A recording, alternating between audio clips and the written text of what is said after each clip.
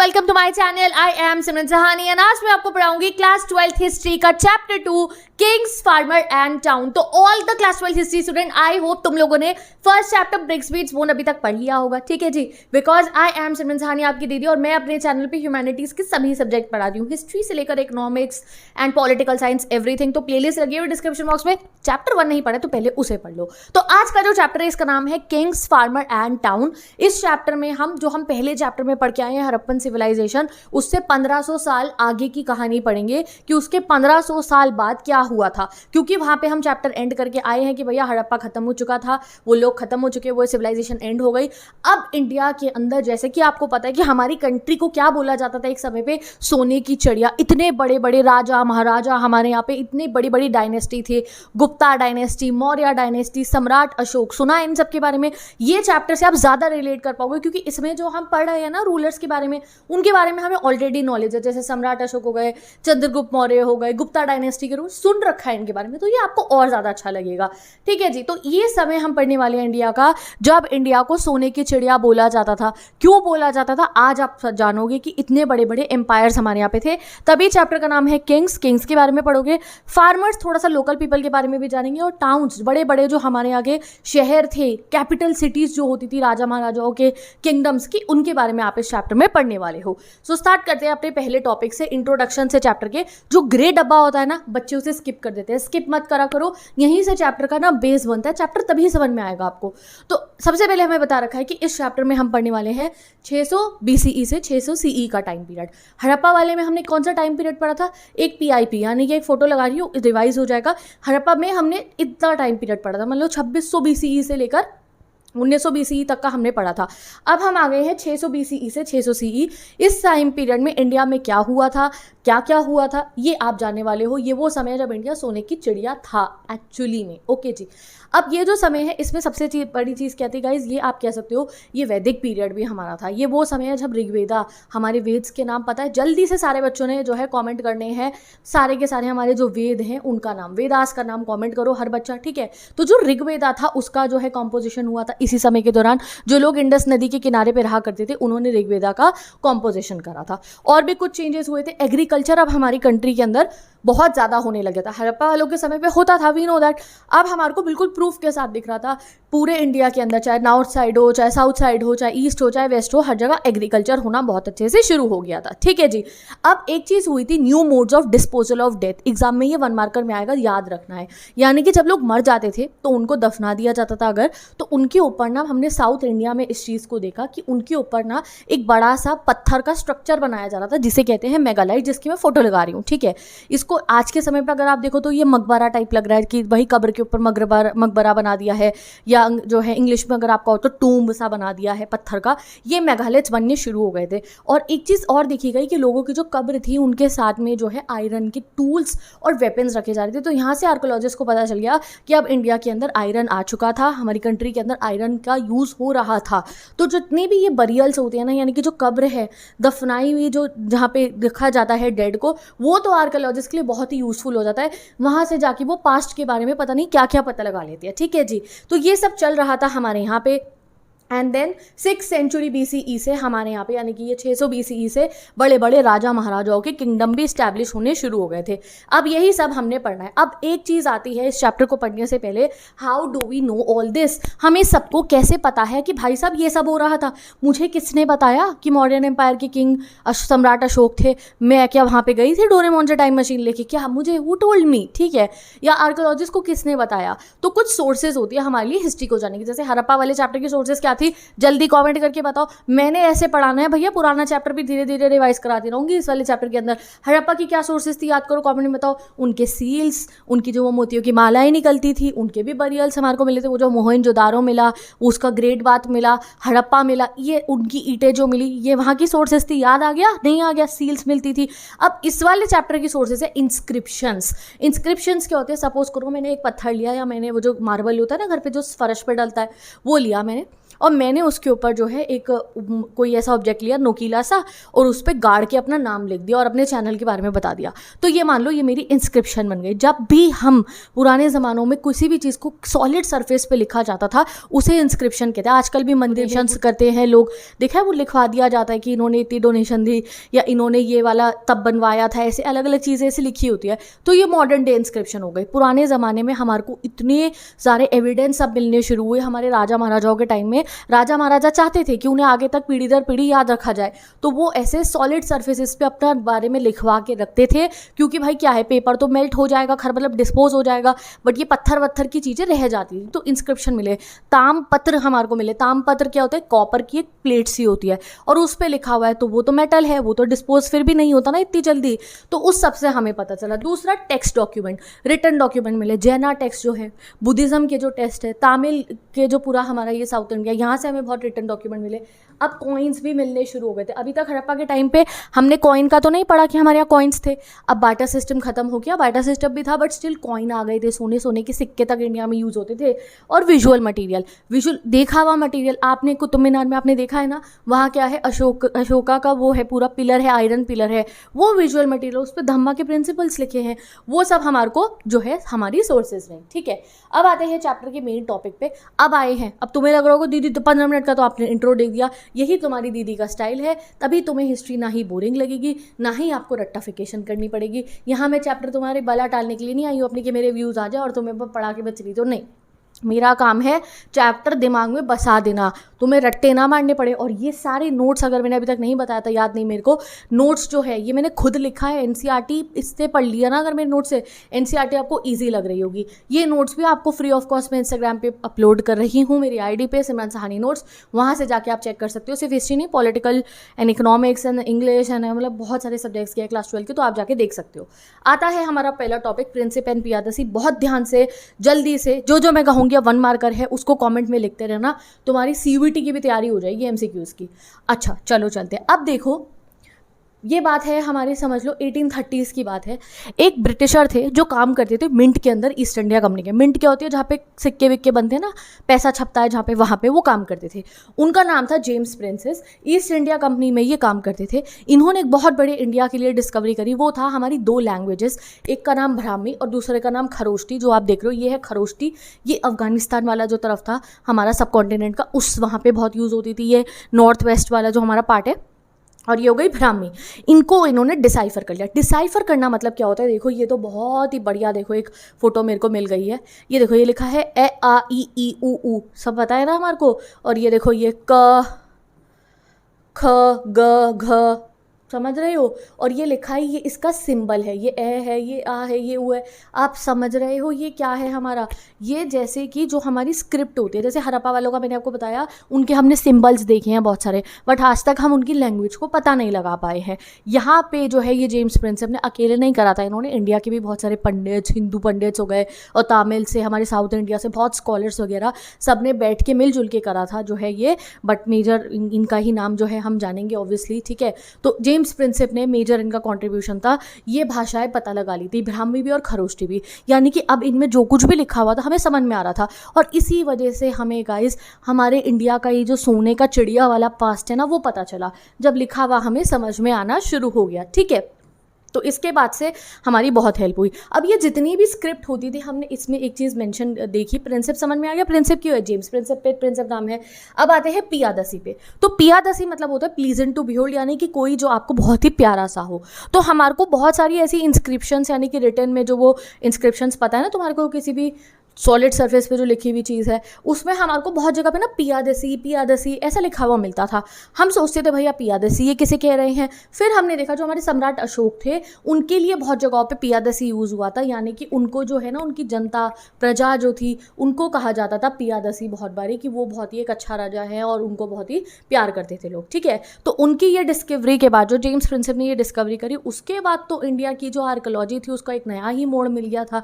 अब हमारे को अपनी कंट्री के बारे में जानने के लिए, हमारा सोने की चिड़िया वाला जो पास जानने के लिए एक बहुत सॉलिड 2 भाषाएं मिल गई थी और अब उस पर काम होना शुरू हो गया था। ठीक है, अब आता है हमारा topic number 2, the earliest state, यानी कि हमारे यहाँ के सबसे स्टार्टिंग के जो राजा महाराजाओं के किंगडम थे वो कौन कौन से थे। ठीक है, तो इसका 2.1 टॉपिक शुरू होता है द 16 महाजनपदास। महाजनपदास मतलब क्या हुआ, महाजनपद, बड़े बड़े एक ऐसे किंगडम्स हमारे जो हमारी कंट्री को, जो सोने की चिड़िया हम कहते हैं, वो बनाते थे। ये देखो, ये रहा हमारा फोटो महाजनपद का, इन्हें आप देखो, कुरु, पांचाल, यहाँ पे आप देख लो, मगध, ठीक है, ये देखो कौशाम्बी, उज्जैनी, मत्स्य, ये है हमारे महाजनपद। 16 महाजनपद थे हमारे यहाँ पे, यानी कि बड़े बड़े राजा महाराजाओं के किंगडम। उनमें से कुछ के बारे में, 2 के बारे में, मगध जो है हमारा स्पेशली, उसके बारे में हम इस टॉपिक में पढ़ने वाले हैं। ठीक है, तो ये जो टाइम पीरियड था हमारा 6th सेंचुरी BCE का, ये वो है जहाँ पे इंडिया के अंदर बड़े बड़े अब शहर बनने शुरू हो गए थे। आप मेसोपोटामिया वालों का पढ़ के आए हो 11th क्लास में कि वहाँ पे शहर बने थे, बहुत बड़ी जो है सभ्यता वहाँ पे बनी, शहर में लोग रहते थे, वो बहुत बड़ी चीज़ मानी जाती थी। तो ऐसा ही इंडिया के अंदर कब शहरी कल्चर डेवलप हुआ, वो इस समय पे हुआ था आपका 6th सेंचुरी, जो ये 600 BCE है, वहाँ से शुरू हुआ था। आयरन का यूज़ होना हमारे यहाँ पे शुरू हो गया था, इनफैक्ट कॉइनेज भी डेवलप हो गई थी। ये वो समय है जब बुद्धिज़्म और जैनिज़्म का भी जो है ना वो स्टार्ट हो गया था। ये दोनों जो हमारे रिलीजन्स है ये हमारे यहाँ पे स्टार्ट हो रहे थे कब, 600 BCE का जो पीरियड है। अभी आप चैप्टर नंबर 4 में जाके इसके बारे में पढ़ने वाले हो। तो बहुत सारे जो ये हमारे 16 महाजनपद है, इनकी जो नॉलेज ही हमें मिली है वो कहाँ से मिली है, वो हमें जैन और बुद्धिस्ट टेक्सचुअल डॉक्यूमेंट से ही मिली है। सबसे इंपॉर्टेंट महाजनपद जो आपको याद रखने हैं वो कौन से हैं, जल्दी से कमेंट सेक्शन में लिख दो। वज्जी, मगध, कोशाला, कुरु, पंचाल, गांधार, गांधार अफगानिस्तान वाले साइड पे है, एंड अवंती। ये मोस्ट इंपॉर्टेंट और मोस्ट फ्रिक्वेंटली जिनके बारे में हम पढ़ने वाले हैं वो महाजनपद है। अब जब महाजनपद में आपको कह रही हो, आप मान रहे हो किंगडम है, किंगडम हो गया ना, राजा का महाराजा का पूरा साम्राज्य जो है उसको हम महाजनपद कह रहे हैं। बट ऐसा क्या था कि हम इन्हें महाजनपद कह रहे हैं कि ऐसा इनमें रूल होता था। सिंपल एक डेफिनेशन की अगर हम इनकी बात करें तो महाजनपद जो होते थे ना, उनको राजा तो रूल करता था, यानी कि एक गद्दी पे राजा तो बैठा होता था, एंड सम को गानाज और संघाज रूल करते थे।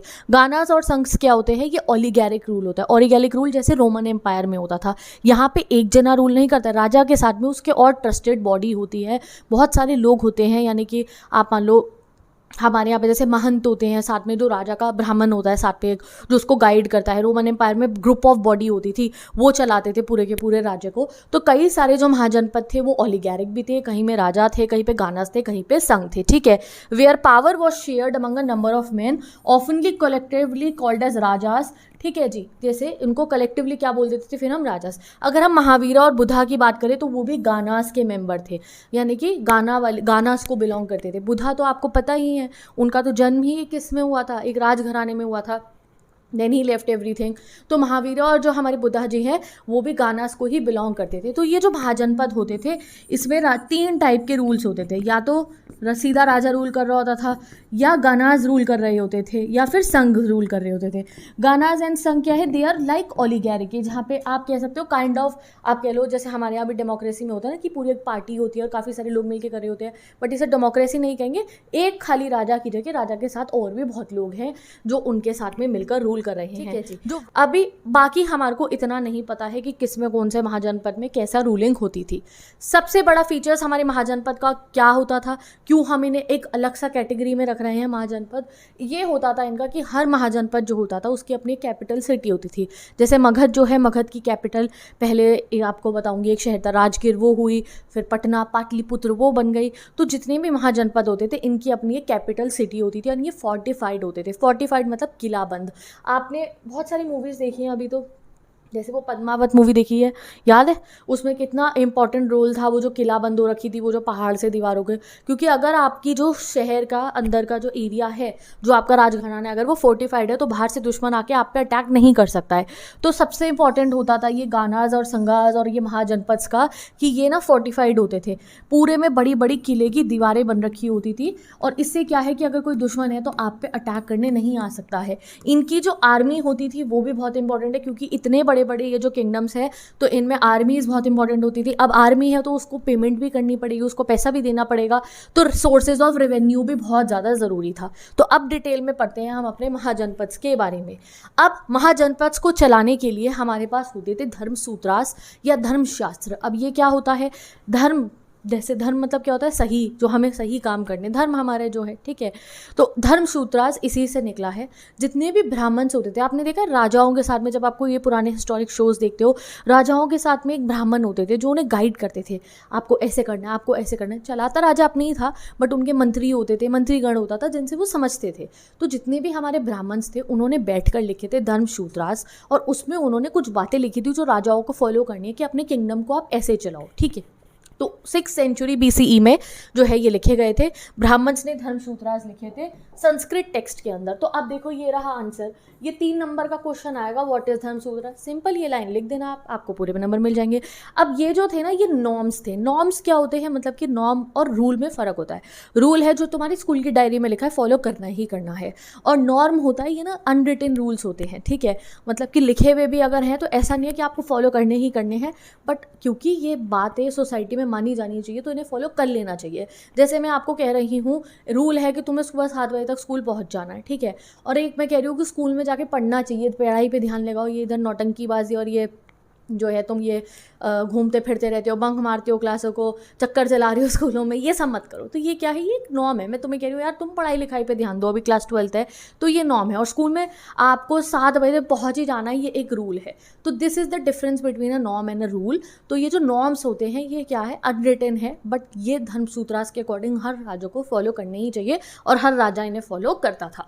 क्या थे ये, सबसे पहले तो इसमें लिखा हुआ था कि जितने भी राजा हैं उनके लिए गलत नहीं है अगर वो सामने वाले किंगडम पे जाके रेड कर रहे हैं, मतलब उन पे हमला कर रहे हैं और उनको अपने कब्जे में ले रहे हैं, ये गलत नहीं है। क्यों गलत नहीं है, हमें तो बहुत बुरा लगता है ना उस पर जाके कब्जा कर रहे हैं।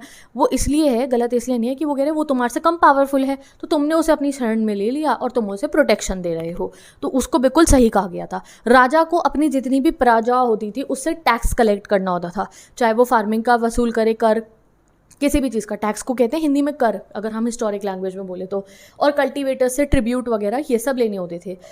Gradually some states acquired standing armies. अब क्योंकि राजा लोग जब इतने अमीर होने लगे, कभी किसी पे हमला करके पैसे उनको मिल गया, लूट नहीं कहेंगे इसको, पैसा उनको मिल गया, वो उनके उसमें आ गए, बड़े बड़े होते रहते थे। ये जो राजाज है ना, ये एक राजा है, उसका एक किंगडम है A, ये एक छोटा किंगडम है B, ये एक छोटा सा राजा था C, ये एक छोटा सा राजा, इसमें पहले इस पर हमला करा, ये भी इसमें मर्ज हो गया, फिर इस पर हमला करा, ये भी इसमें मर्ज हो गया, फिर इस पर हमला करा ये, तो अब ये एक इतना बढ़ गया, इतना बड़ा बन गया, तो ये बन गया महाजनपद। ऐसे बनते थे महाजनपद। फिर इनकी प्रजा से ये बहुत सारा रेवेन्यू कलेक्ट करते थे। प्रजा फार्मिंग कर रही है, इन्हें रेवेन्यू दे रहे हैं, प्रजा ने कुछ कल्टीवेट करा, इनको ट्रिब्यूट दे रहे हैं।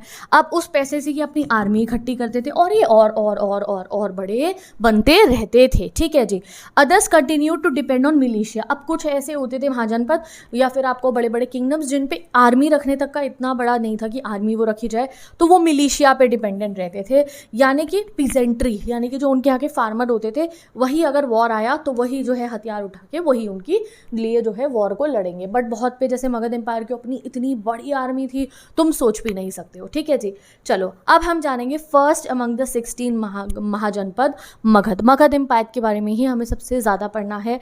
चंद्रगुप्त मौर्य, सम्राट अशोक, ठीक है, बिम्बिसारा, अजातशत्रु, ये सब नाम सुने तुमने अभी जो है, ये कौन थे, ये मगध एम्पायर के बड़े बड़े राजा रूलर्स हैं। सबसे ज़्यादा हम मगध एम्पायर के बारे में ही इस चैप्टर में पढ़ने वाले हैं।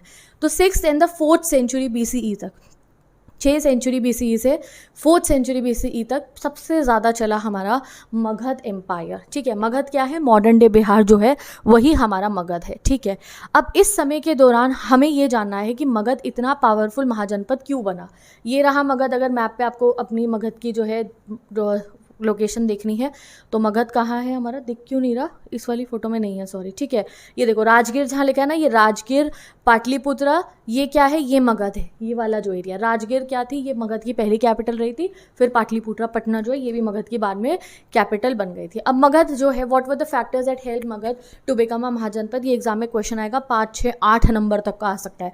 तो जल्दी जल्दी कॉमेंट सेक्शन ओपन करो और इसको लिखना शुरू करो, ठीक है। चलो, एग्रीकल्चर बहुत प्रोडक्टिव था क्योंकि ये वो एरिया हमारा नंदन प्लेन का, यहाँ फार्मिंग अच्छे से हो जाती है तो बहुत अच्छा एग्रीकल्चर हो जाता था, इसीलिए मगध एम्पायर इतना ज़्यादा प्रॉस्पर हुआ।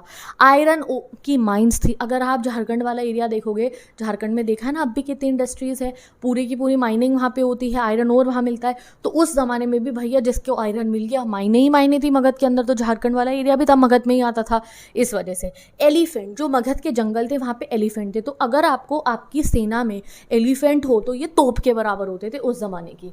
गंगा और नदी और बाकी जितनी भी गंगा नदी की ट्रिब्यूटरीज थी, ये एक चैनल की तरह प्रोवाइड करती थी आने जाने का। जैसे कि अगर आप ये देखो रिवर की ट्रिब्यूटरीज देखो, अब जिस किंगडम के पास में रिवर वाटर का रास्ता है उसके लिए तो बहुत आसान है, नाव बना, एक दूसरे पे जाके हमला कर दिया, नाव में सामान रखा, इधर से उधर ट्रेड कर लिया। तो यहाँ पे बहुत अच्छी खासी ट्रिब्यूटरीज गंगा नदी की वजह से जो है, आप आज के समय में कहते हो हाईवे कितने मैटर करते हैं, किसी अगर देश के अंदर सड़कें नहीं बनी है तो हम कहेंगे उसकी तरक्की नहीं होगी, तो रिवर भी तो ट्रांसपोर्ट की तरह ही काम करता था, इसीलिए, ठीक है। और सबसे ज़्यादा कहा जाता है, जितने बुद्धा और जैना टेक्स्ट है वो कहते हैं कि जो मगध के शुरुआती के राजा थे ना, अजातशत्रु, बिंबिसारा, महापद्मनंद, इनको तो ना थोड़ा ऐसे राजाओं की तरह लिया जाता है हमारी हिस्ट्री के अंदर, जो बहुत क्रूअल किंग थे, जो बहुत एम्बिशियस थे, जो प्रजा पे अत्याचार करते थे, बट स्टिल क्योंकि ये इतने एम्बिशियस थे, ये मगध को उस ऊंचाई पर लेकर गए थे, ठीक है, इनको भी कहा जाता है। तो मगध की जो कैपिटल सिटी है उसके बारे में वन मार्कर में आता है, अब याद रखना। आज के समय का जो राजगीर है उसे पहले ज़माने में राजगृह कहा जाता था और ये मगध की स्टार्टिंग में कैपिटल होता था। फिर जो है 4th सेंचुरी BCE में जो है, यानी कि 400 BCE के अंदर जो है मगध की कैपिटल बन जाती है पाटलिपुत्र, यानी कि प्रेजेंट डे पटना। तो कौन कौन बच्चा पटना से है जल्दी से कमेंट सेक्शन में मुझे बता दो, ठीक है। तो बाद में पटना कैपिटल बन जाता है। कब बना था? 4th सेंचुरी BCE में। वन मार्कर क्वेश्चन है, लिख दो यार जल्दी से कमेंट सेक्शन में, फिर एग्जाम में आएगा तो कहोगे दीदी आपने बताया नहीं था, बेसिक सा क्वेश्चन, ठीक है। अब आता है हमारा next topic, an early empire, और अच्छे से पढ़ेंगे अब हम इसमें मगध एम्पायर के बारे में। तो देखो मैंने आपको बता दिया, मगध एम्पायर बहुत समय तक चला, 6th सेंचुरी BCE से 4th सेंचुरी BCE तक चला। वैसे मुझे लग रहा है कि अब मुझे तुम्हें थोड़ा सा नंबर लाइन के बारे में बता ही देना चाहिए, तुम कंफ्यूज हो रहे होगे। ये देखो मैंने ब्रिक्स बीच बोन वाले में भी बताया था, अब दोबारा बता रही हूँ।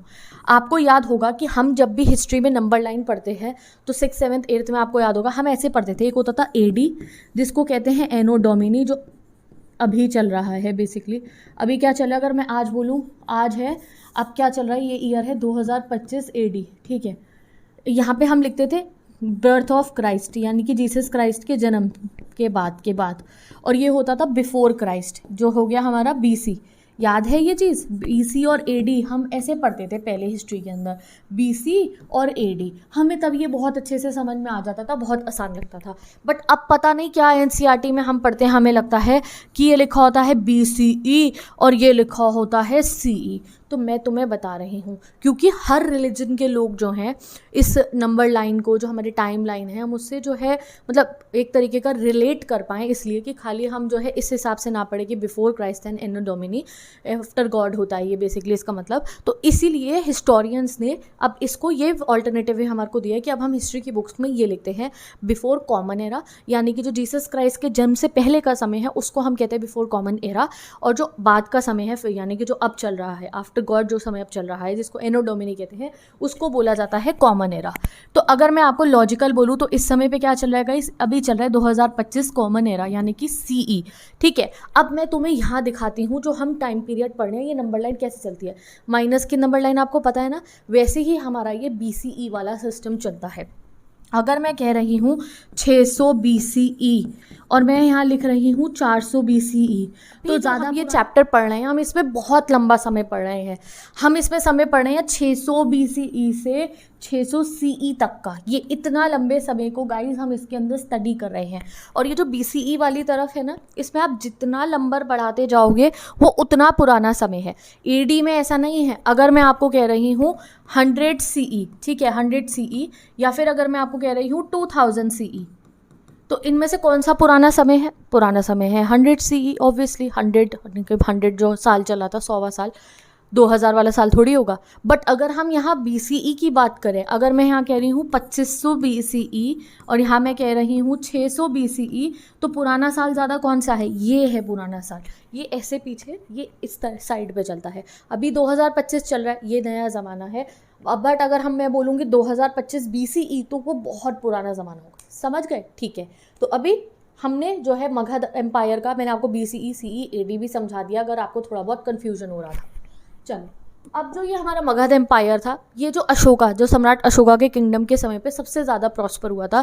यानी कि सम्राट अशोक तो आपको पता है कि उन्होंने कितने जंग लड़ी थी, तो उड़ीसा तक, यानी कि कलिंगा बोला जाता है, उड़ीसा तक फैल चुका था मगध एम्पायर उस ज़माने में। ठीक है जी। वरना मगध एम्पायर कहाँ का तक फैला हुआ था? अफगानिस्तान तक, बलूचिस्तान तक, यहाँ तक फैला हुआ था पूरा का पूरा मगध एम्पायर। एंड ये जो है, अब हम मगध एम्पायर का वो समय पढ़ेंगे जब मौर्यन डायनेस्टी का रूल था, यानी कि मौर्याज रूल किया करते थे। चंद्रगुप्त मौर्य, ठीक है, और बिंदुसार एंड उनके बेटे फिर अशोका, इनका जो पूरा रूल था, इसके बारे में अब हम पढ़ने वाले हैं टॉपिक 3 से। इस टॉपिक का नाम है फाइंडिंग अबाउट द मौर्यंस। अगर हम मौर्यन डायनेस्टी की सोर्सेज जानें कि हमें मौर्यंस के बारे में पता कहाँ से चला है, तो मौर्यन डायनेस्टी के बारे में जानने के लिए हमारे पास 2 सोर्सेज हैं। सबसे पहले तो इनकी स्कल्पचर्स, हमें बहुत सारे स्टैचूज़ मिले हैं, जैसे अशोका के पिलर्स मिले, ये हमारी सोर्सेज है मौर्यन डायनेस्टी के बारे में जानने के लिए। नेक्स्ट कंटेम्प्रेरी के वर्क्स होते हैं, उस ज़माने के जो लोग थे ना, उन्होंने जो लिखा हुआ है। अब कुछ ट्रैवलर्स हमारी कंट्री में आते थे बाहर के देशों से इंडिया घूमने के लिए, तो आके इंडिया के बारे में लिखते थे। ऐसे ही एक ट्रैवलर ग्रीक से आए थे जिनका नाम था मेगास्थेनिस। इनकी एक बुक थी जिसका नाम है इंडिका, याद नहीं करना है अभी, यहाँ नहीं, 5th चैप्टर में आपको इसके बारे में बताया जाएगा। तो मेगास्थेनिस ने बहुत समय मौर्यन एम्पायर में रहे थे और उन्होंने अपनी किताब में बहुत कुछ मौर्यन एम्पायर के बारे में लिखा, वहाँ से हमें पता चला। तो ये सेकेंड हो गया, लिखते रहो, एक एक लाइन में लिख दो गाइस। पहली हो गई स्कल्पचर, दूसरा मेगास्थेनिस का अकाउंट जो था। थर्ड सोर्स है मौर्यन एम्पायर के बारे में जानने के लिए चाणक्य या आप कौटिल्य, कुछ भी कह सकते हो, उनका अर्थशास्त्र जो है उससे हमें पता चलता है। और बहुत सारे बुद्धिस्ट, जैना और पुरानिक टेक्स्ट के अंदर मौर्यन एम्पायर के बारे में बता रखा है।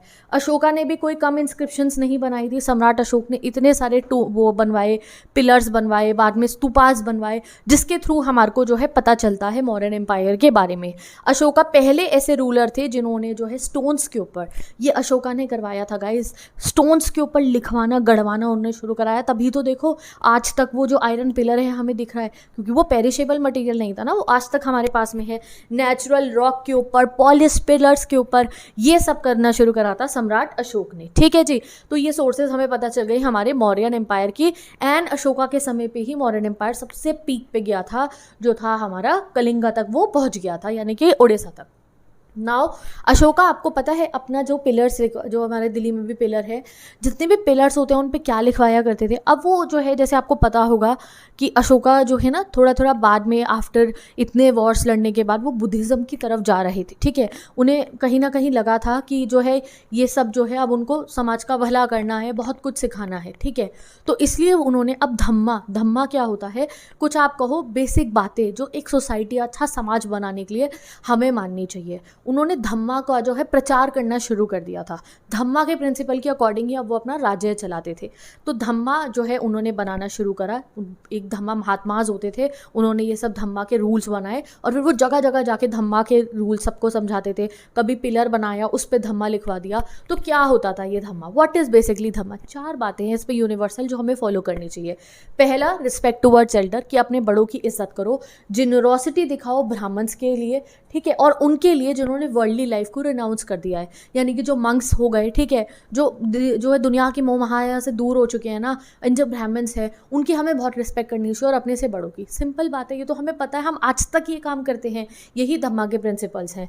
और जो स्लेव्स हैं और जो हमारे सर्वेंट हैं, जो हमारे लिए काम करते हैं लोग, उनको नीचा नहीं दिखाना है, उनको बुरा फील नहीं करना है, उनसे अच्छे से पेश आना है। कोई गलत बात है, ये बिल्कुल सही बात है। And respect for religious and tradition other than our own, हमारे अलावा, हम अपने रिलीजन की तो बहुत रिस्पेक्ट करते हैं, बट हमारे अलावा जो रिलीजन है हम उनकी रिस्पेक्ट करें। ये था सिंपल धम्मा के प्रिंसिपल। यही धम्मा के प्रिंसिपल से अगर आज भी कोई कंट्री चलेगी तो उसकी तरक्की ही होनी है। तो ये धम्मा के प्रिंसिपल्स के हिसाब से अशोका जी अपना किंगडम चलाते थे, और इन्हीं को धम्मास को उन्होंने अलग अलग पिलर्स के ऊपर जो है लगवाया। हो सका तो मैं फ़ोटो लगा दूंगी, वरना तुमने जो है देख रखा होगा, वरना सर्च करके देखना। जो आयरन पिलर वहाँ कुतुब मीनार में, जो वहाँ पे जो आयरन पिलर दिल्ली के अंदर है ना, उसको देखना आप। ठीक है, तो ये देखो आप कहाँ कहाँ पे उन्होंने आयरन पिलर्स लगवाए, ये आपको मैप दे रखा है, एग्जाम में ये आ जाता है। जो ट्राइंगल रेड से आगे वहाँ पे उन्होंने रॉक के ऊपर धम्मा और बाकी प्रिंसिपल्स लिखवाए। जो है ये पर्पल वाले स्क्वायर से है, ये माइनर रॉक एडिट्स हैं, और जो ये सर्कल है ये है पिलर इंस्क्रिप्शन। तो चलो पिलर्स देखते हैं कहाँ कहाँ पे है। एक फ़ोटो बार बार ये PIP में रिपीट हो रही है। चलो देखो, ये देखो देखो, तो हमने देखने हैं सर्कल वाले। तो ये देखो, ये तोपरा, ये देखो, ये मेरठ, हमारे आई लिव इन मेरठ, तो मेरठ में भी है एक। ठीक है, तो ये देखो, ये जो यहाँ पे सांची। तो जहाँ जहाँ पे येलो से ये हमारा ब्लू सा सर्कल मार्क्ड है, यहाँ पे पिलर्स हैं, जो ट्राइंगल है यहाँ बड़े बड़े स्टोन के ऊपर लगाया गया है। तो पूरे इंडिया के अंदर ही आप ऑलमोस्ट देख सकते हो कि अशोका ने जो धम्मा का प्रिंसिपल है उसका प्रचार करा है। यहाँ साउथ इंडिया में क्यों है, क्योंकि यहाँ तक पहुँच गए थे ना कर्नाटका तक वो, तो इधर से आपको समझ में आ जाता है कि ये उनकी प्रॉपर एक सोच थी, आइडियोलॉजी थी अपने किंगडम को चलाने की। तो 5 मेजर पॉलिटिकल सेंटर्स थे एम्पायर के। अब मगध एम्पायर जो है, इतना जो बड़ा एम्पायर था, इतना फैला हुआ था, नॉर्थ से लेके साउथ तक, ईस्ट से लेके वेस्ट तक।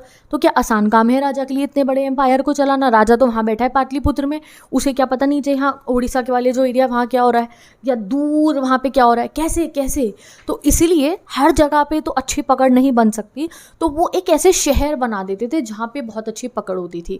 तो कौन कौन से ऐसे शहर होते थे जहाँ बहुत अच्छी पकड़ होती थी राजा की? एक पाटलिपुत्र कैपिटल सिटी वहाँ तो होती थी, फिर कुछ प्रोविंशियल सेंटर्स होते थे जहाँ बहुत ट्रेड हो रहा है, कुछ काम हो रहा है।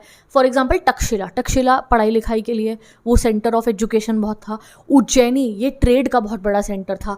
टोसाली और स्वर्ण नगरी क्या है? यहाँ से सारा गोल्ड माइन, हमारी ये कर्नाटका वाली KGF में जो आप देखते हो, ये इंपॉर्टेंट सेंटर होते थे। यहाँ पे राजा अपनी बहुत पकड़ बना के चलता था कि इस पे कोई और राजा आके कब्जा ना कर ले। तो यहाँ से जो है मगध और ज़्यादा प्रॉस्पर होता रहा इन पे रख के। सेम मैसेजेस एनग्रेव थे इन सारे पिलर्स के ऊपर, चाहे वो नॉर्थ इंडिया हो, चाहे पाकिस्तान वाली तरफ हो, अभी जो पाकिस्तान पे चली गई है, आंध्र प्रदेश हो, उड़ीसा हो, उत्तराखंड हो, सेम चीज़ें ही लिखी गई होती थी। Now how was the administration done? जैसे मैंने आपको बताया एम्पायर इतना फैला हुआ था नॉर्थ साउथ ईस्ट वेस्ट तक, तो राजा कैसे रूल करता था? कोई आसान काम तो नहीं है राजा का रूल करना। तो राजा रूल करता था सेंट्रलाइज कंट्रोल। ठीक है, सेंट्रलाइज कंट्रोल मतलब होता है, अब हमारी सेंट्रल की गवर्नमेंट है, बीजेपी की सरकार है, सेंटर जो लॉ लगाती है पूरे इंडिया में चलता है, यही होता है सेंट्रलाइज कंट्रोल। कि पाटलिपुत्रा में बैठ के जो लॉज बनाए जा रहे हैं वो सब में इक्वली पूरे के पूरे जो है किंगडम के अंदर, चाहे ईस्ट में हो, वेस्ट में हो, नॉर्थ में हो, साउथ में हो, वही लगेंगे। अब सेंट्रलाइज कंट्रोल था या नहीं था, अब हमें बहुत बहुत ज़्यादा तो नहीं पता, होता ही होगा centralise control, but deep down जाके हम नहीं पता लगा सकते, इतनी हिस्ट्री हमें नहीं पता है। मे बी कुछ कुछ अलग अलग जगहों पर कुछ कुछ रूल्स बनते हों, बट मुश्किल होता था इतने बड़े एरिया को इकट्ठा रूल करना। क्या है, अफगानिस्तान में भैया पहाड़ियाँ हैं, यहाँ साउथ इंडिया में समुद्री इलाका भी है, तो इसीलिए ये जो प्रोविंशियल सेंटर है इसके ऊपर राजा अपनी पकड़ बना के रखता था और यहाँ से वो अच्छे से रूल कर लेता था। जैसे कि तक्षशिला और उज्जैनी ये ट्रेड रूट पे थे, तक्षशिला और उज्जैनी ट्रेड रूट पे थे, तो ट्रेड से पैसा आना है, तो इन वाले जो है शहरों के ऊपर राजा की पकड़ होती थी, पैसा अपने अंडर में आ गया। स्वर्ण नगरी, गोल्डन माउंटेन, यहाँ पे राजा की पकड़ होती थी कि भैया यहाँ से सोना सारा मेरा है, तो इन जगहों पे अगर पकड़ बना ली तो रूल तो अच्छे से हो ही जाएगा। ठीक है जी। कम्युनिकेशन के लिए नॉर्थ साउथ से लेकर वो रिवर के रूट्स को बहुत ज़्यादा यूज़ करते थे। और आर्मी, अब हमें बहुत इंपॉर्टेंट है जानना कि इतने बड़े मगध एम्पायर को चलाने के लिए आर्मी का रोल सबसे इंपॉर्टेंट होता था। अगर एक मैसेंजर को, जैसे कि अब मैं कह रही हूँ साउथ इंडिया से जो पाटलिपुत्र में मगध का राजा बैठा है, उसको कोई मैसेज पहुंचाना है, यहाँ साउथ इंडिया वाली तरफ से कलिंगा से कोई मैसेज जाना है, या अगर आपको कि इधर यहाँ पे जो अफगानिस्तान वाले एरिया पे जहाँ पे रूल था वहाँ से कोई मैसेज जाना है, तो मैसेंजर जाएगा अपना मैसेज पहुँचाने के लिए, जो भी कोई बातें हैं, तो उस सब के लिए इतनी सारा एडमिनिस्ट्रेशन कैसे होता था? तो आर्मीज़ होती थी, इतनी लेवल की आर्मीज़ थी मगध के अंदर, वो सारा एडमिनिस्ट्रेशन चलाती थी। हमें आर्मीज़ के बारे में कैसे पता है? जो मेगास्थेनिक, जो ग्रीक वाला मैंने आपको बताया ना, वो लिखता था, आया था यहाँ पे देखने के लिए, उसके अकाउंट से हमें पता चला कि मेगास्थेनिस ने बताया है कि ये जो मगध एम्पायर है इनकी एक आर्मी नहीं थी, 6 कमेटी बन रखी थी और वो अलग अलग आर्मीज़ को चलाती थी। पहली कमेटी होती थी ये नेवी की देखरेख करती थी, जितना भी रिवर रूट्स होते थे वो उनको देखते थे। दूसरा ट्रांसपोर्ट एंड नेवी दोनों को देखते थे। तीसरा जो फुट सोल्जर्स को देखते थे, जो चल के जाते हैं सोल्जर्स। तीसरा हॉर्सेस के लिए कि हॉर्सेस का खाना वाना वो बिल्कुल स्ट्रॉन्ग हो, हॉर्सेस जितने भी सेना के हैं।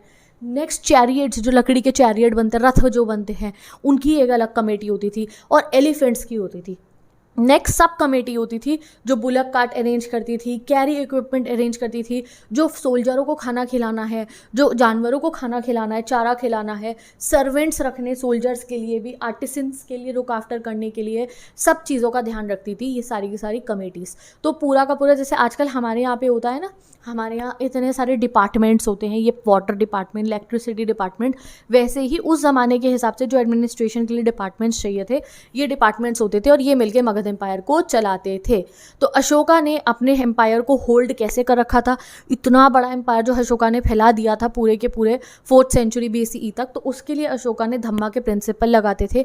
क्यों अशोका को सब रूल उनका एक्सेप्ट कर रहे थे, क्योंकि उनके रूल में वो क्या कहते थे, बड़ों की इज्जत करो और आप छोटों से प्यार करो, और जो है कभी भी किसी को डिसरिस्पेक्ट मत करो, चाहे वो आपका नौकर ही क्यों ना हो, तो और रिलीजन्स की जो है आप रिस्पेक्ट करो। तो इसको कोई भी गलत नहीं कहेगा, वो कहेगा कितना अच्छा राजा है ये। तो इसलिए लोगों ने रिलेट करते थे और मानते थे। और अशोका ने धम्मा महात्मास अपॉइंट करे थे, यानी कि टीचर्स, जो जाके अलग अलग पार्ट में लोगों को धम्मा की नॉलेज देंगे। ओके जी, now how important was the empire, हमें कितना इंपॉर्टेंट था मगध एम्पायर हमारे लिए, और स्पेशली मौर्यन एम्पायर हमारे लिए कितना इंपॉर्टेंट था ये जानो।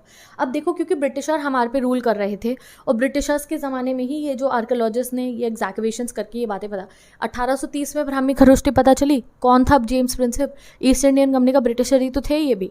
तो इस समय तक ना ये ब्रिटिशर हमें क्या दिखाते थे हमारे पे जब ये राज कर रहे थे आके, कि हमें तो रूल करना आता ही नहीं है, ये आके हमारे को रूल करेंगे, ये हमें सिखाएंगे कैसे देश चलाया जाता है।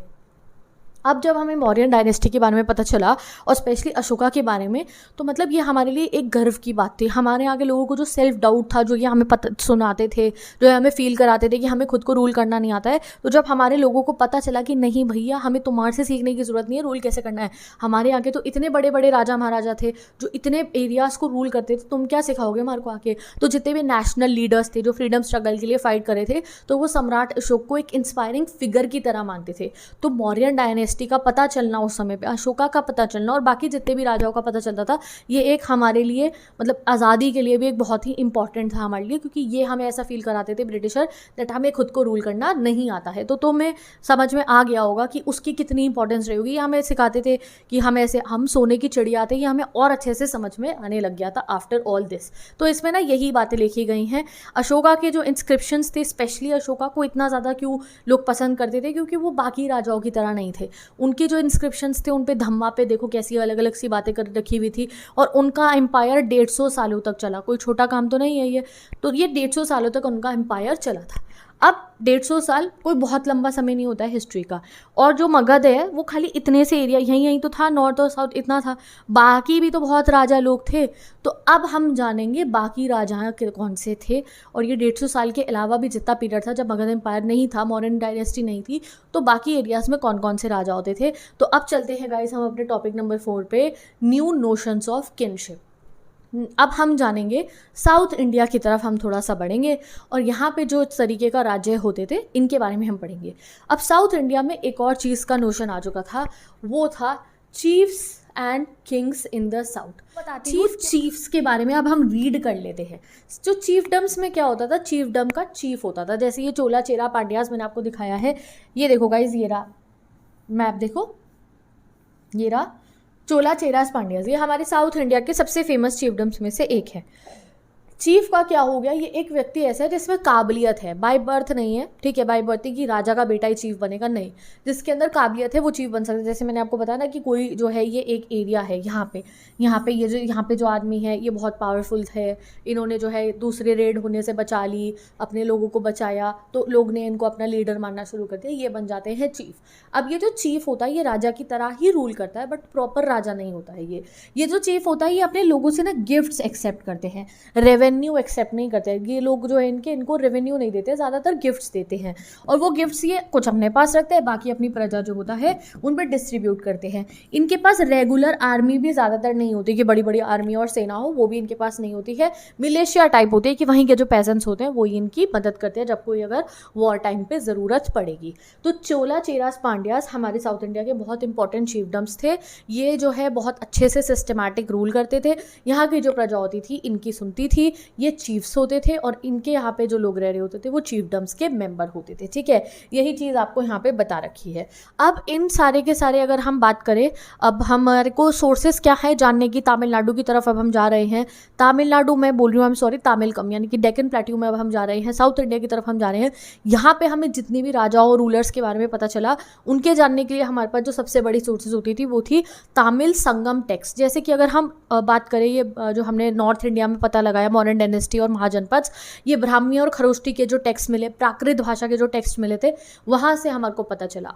अब हम साउथ इंडिया में जब आते हैं तो तमिल संगम टेक्स्ट थे, वहाँ से हमारे को पता चली बहुत सारी बातें।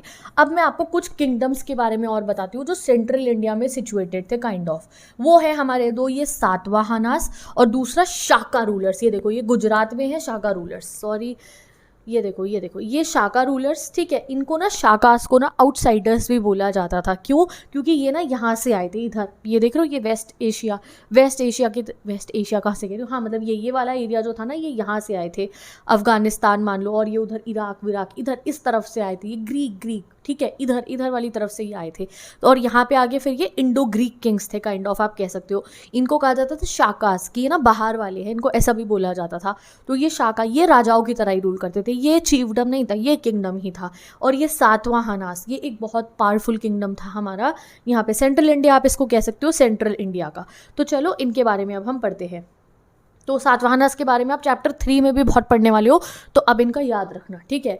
तो जो हमारे सातवाहनास है वो वेस्टर्न और सेंट्रल इंडिया में, जो मैंने आपको दिखाया, इन्होंने रूल करा 2nd सेंचुरी BCE से 2nd सेंचुरी CE तक। तो अभी हम बाकी राजाओं के बारे में पढ़े। मगध जान लिया, उसका टाइम पीरियड, इनका टाइम पीरियड क्या है?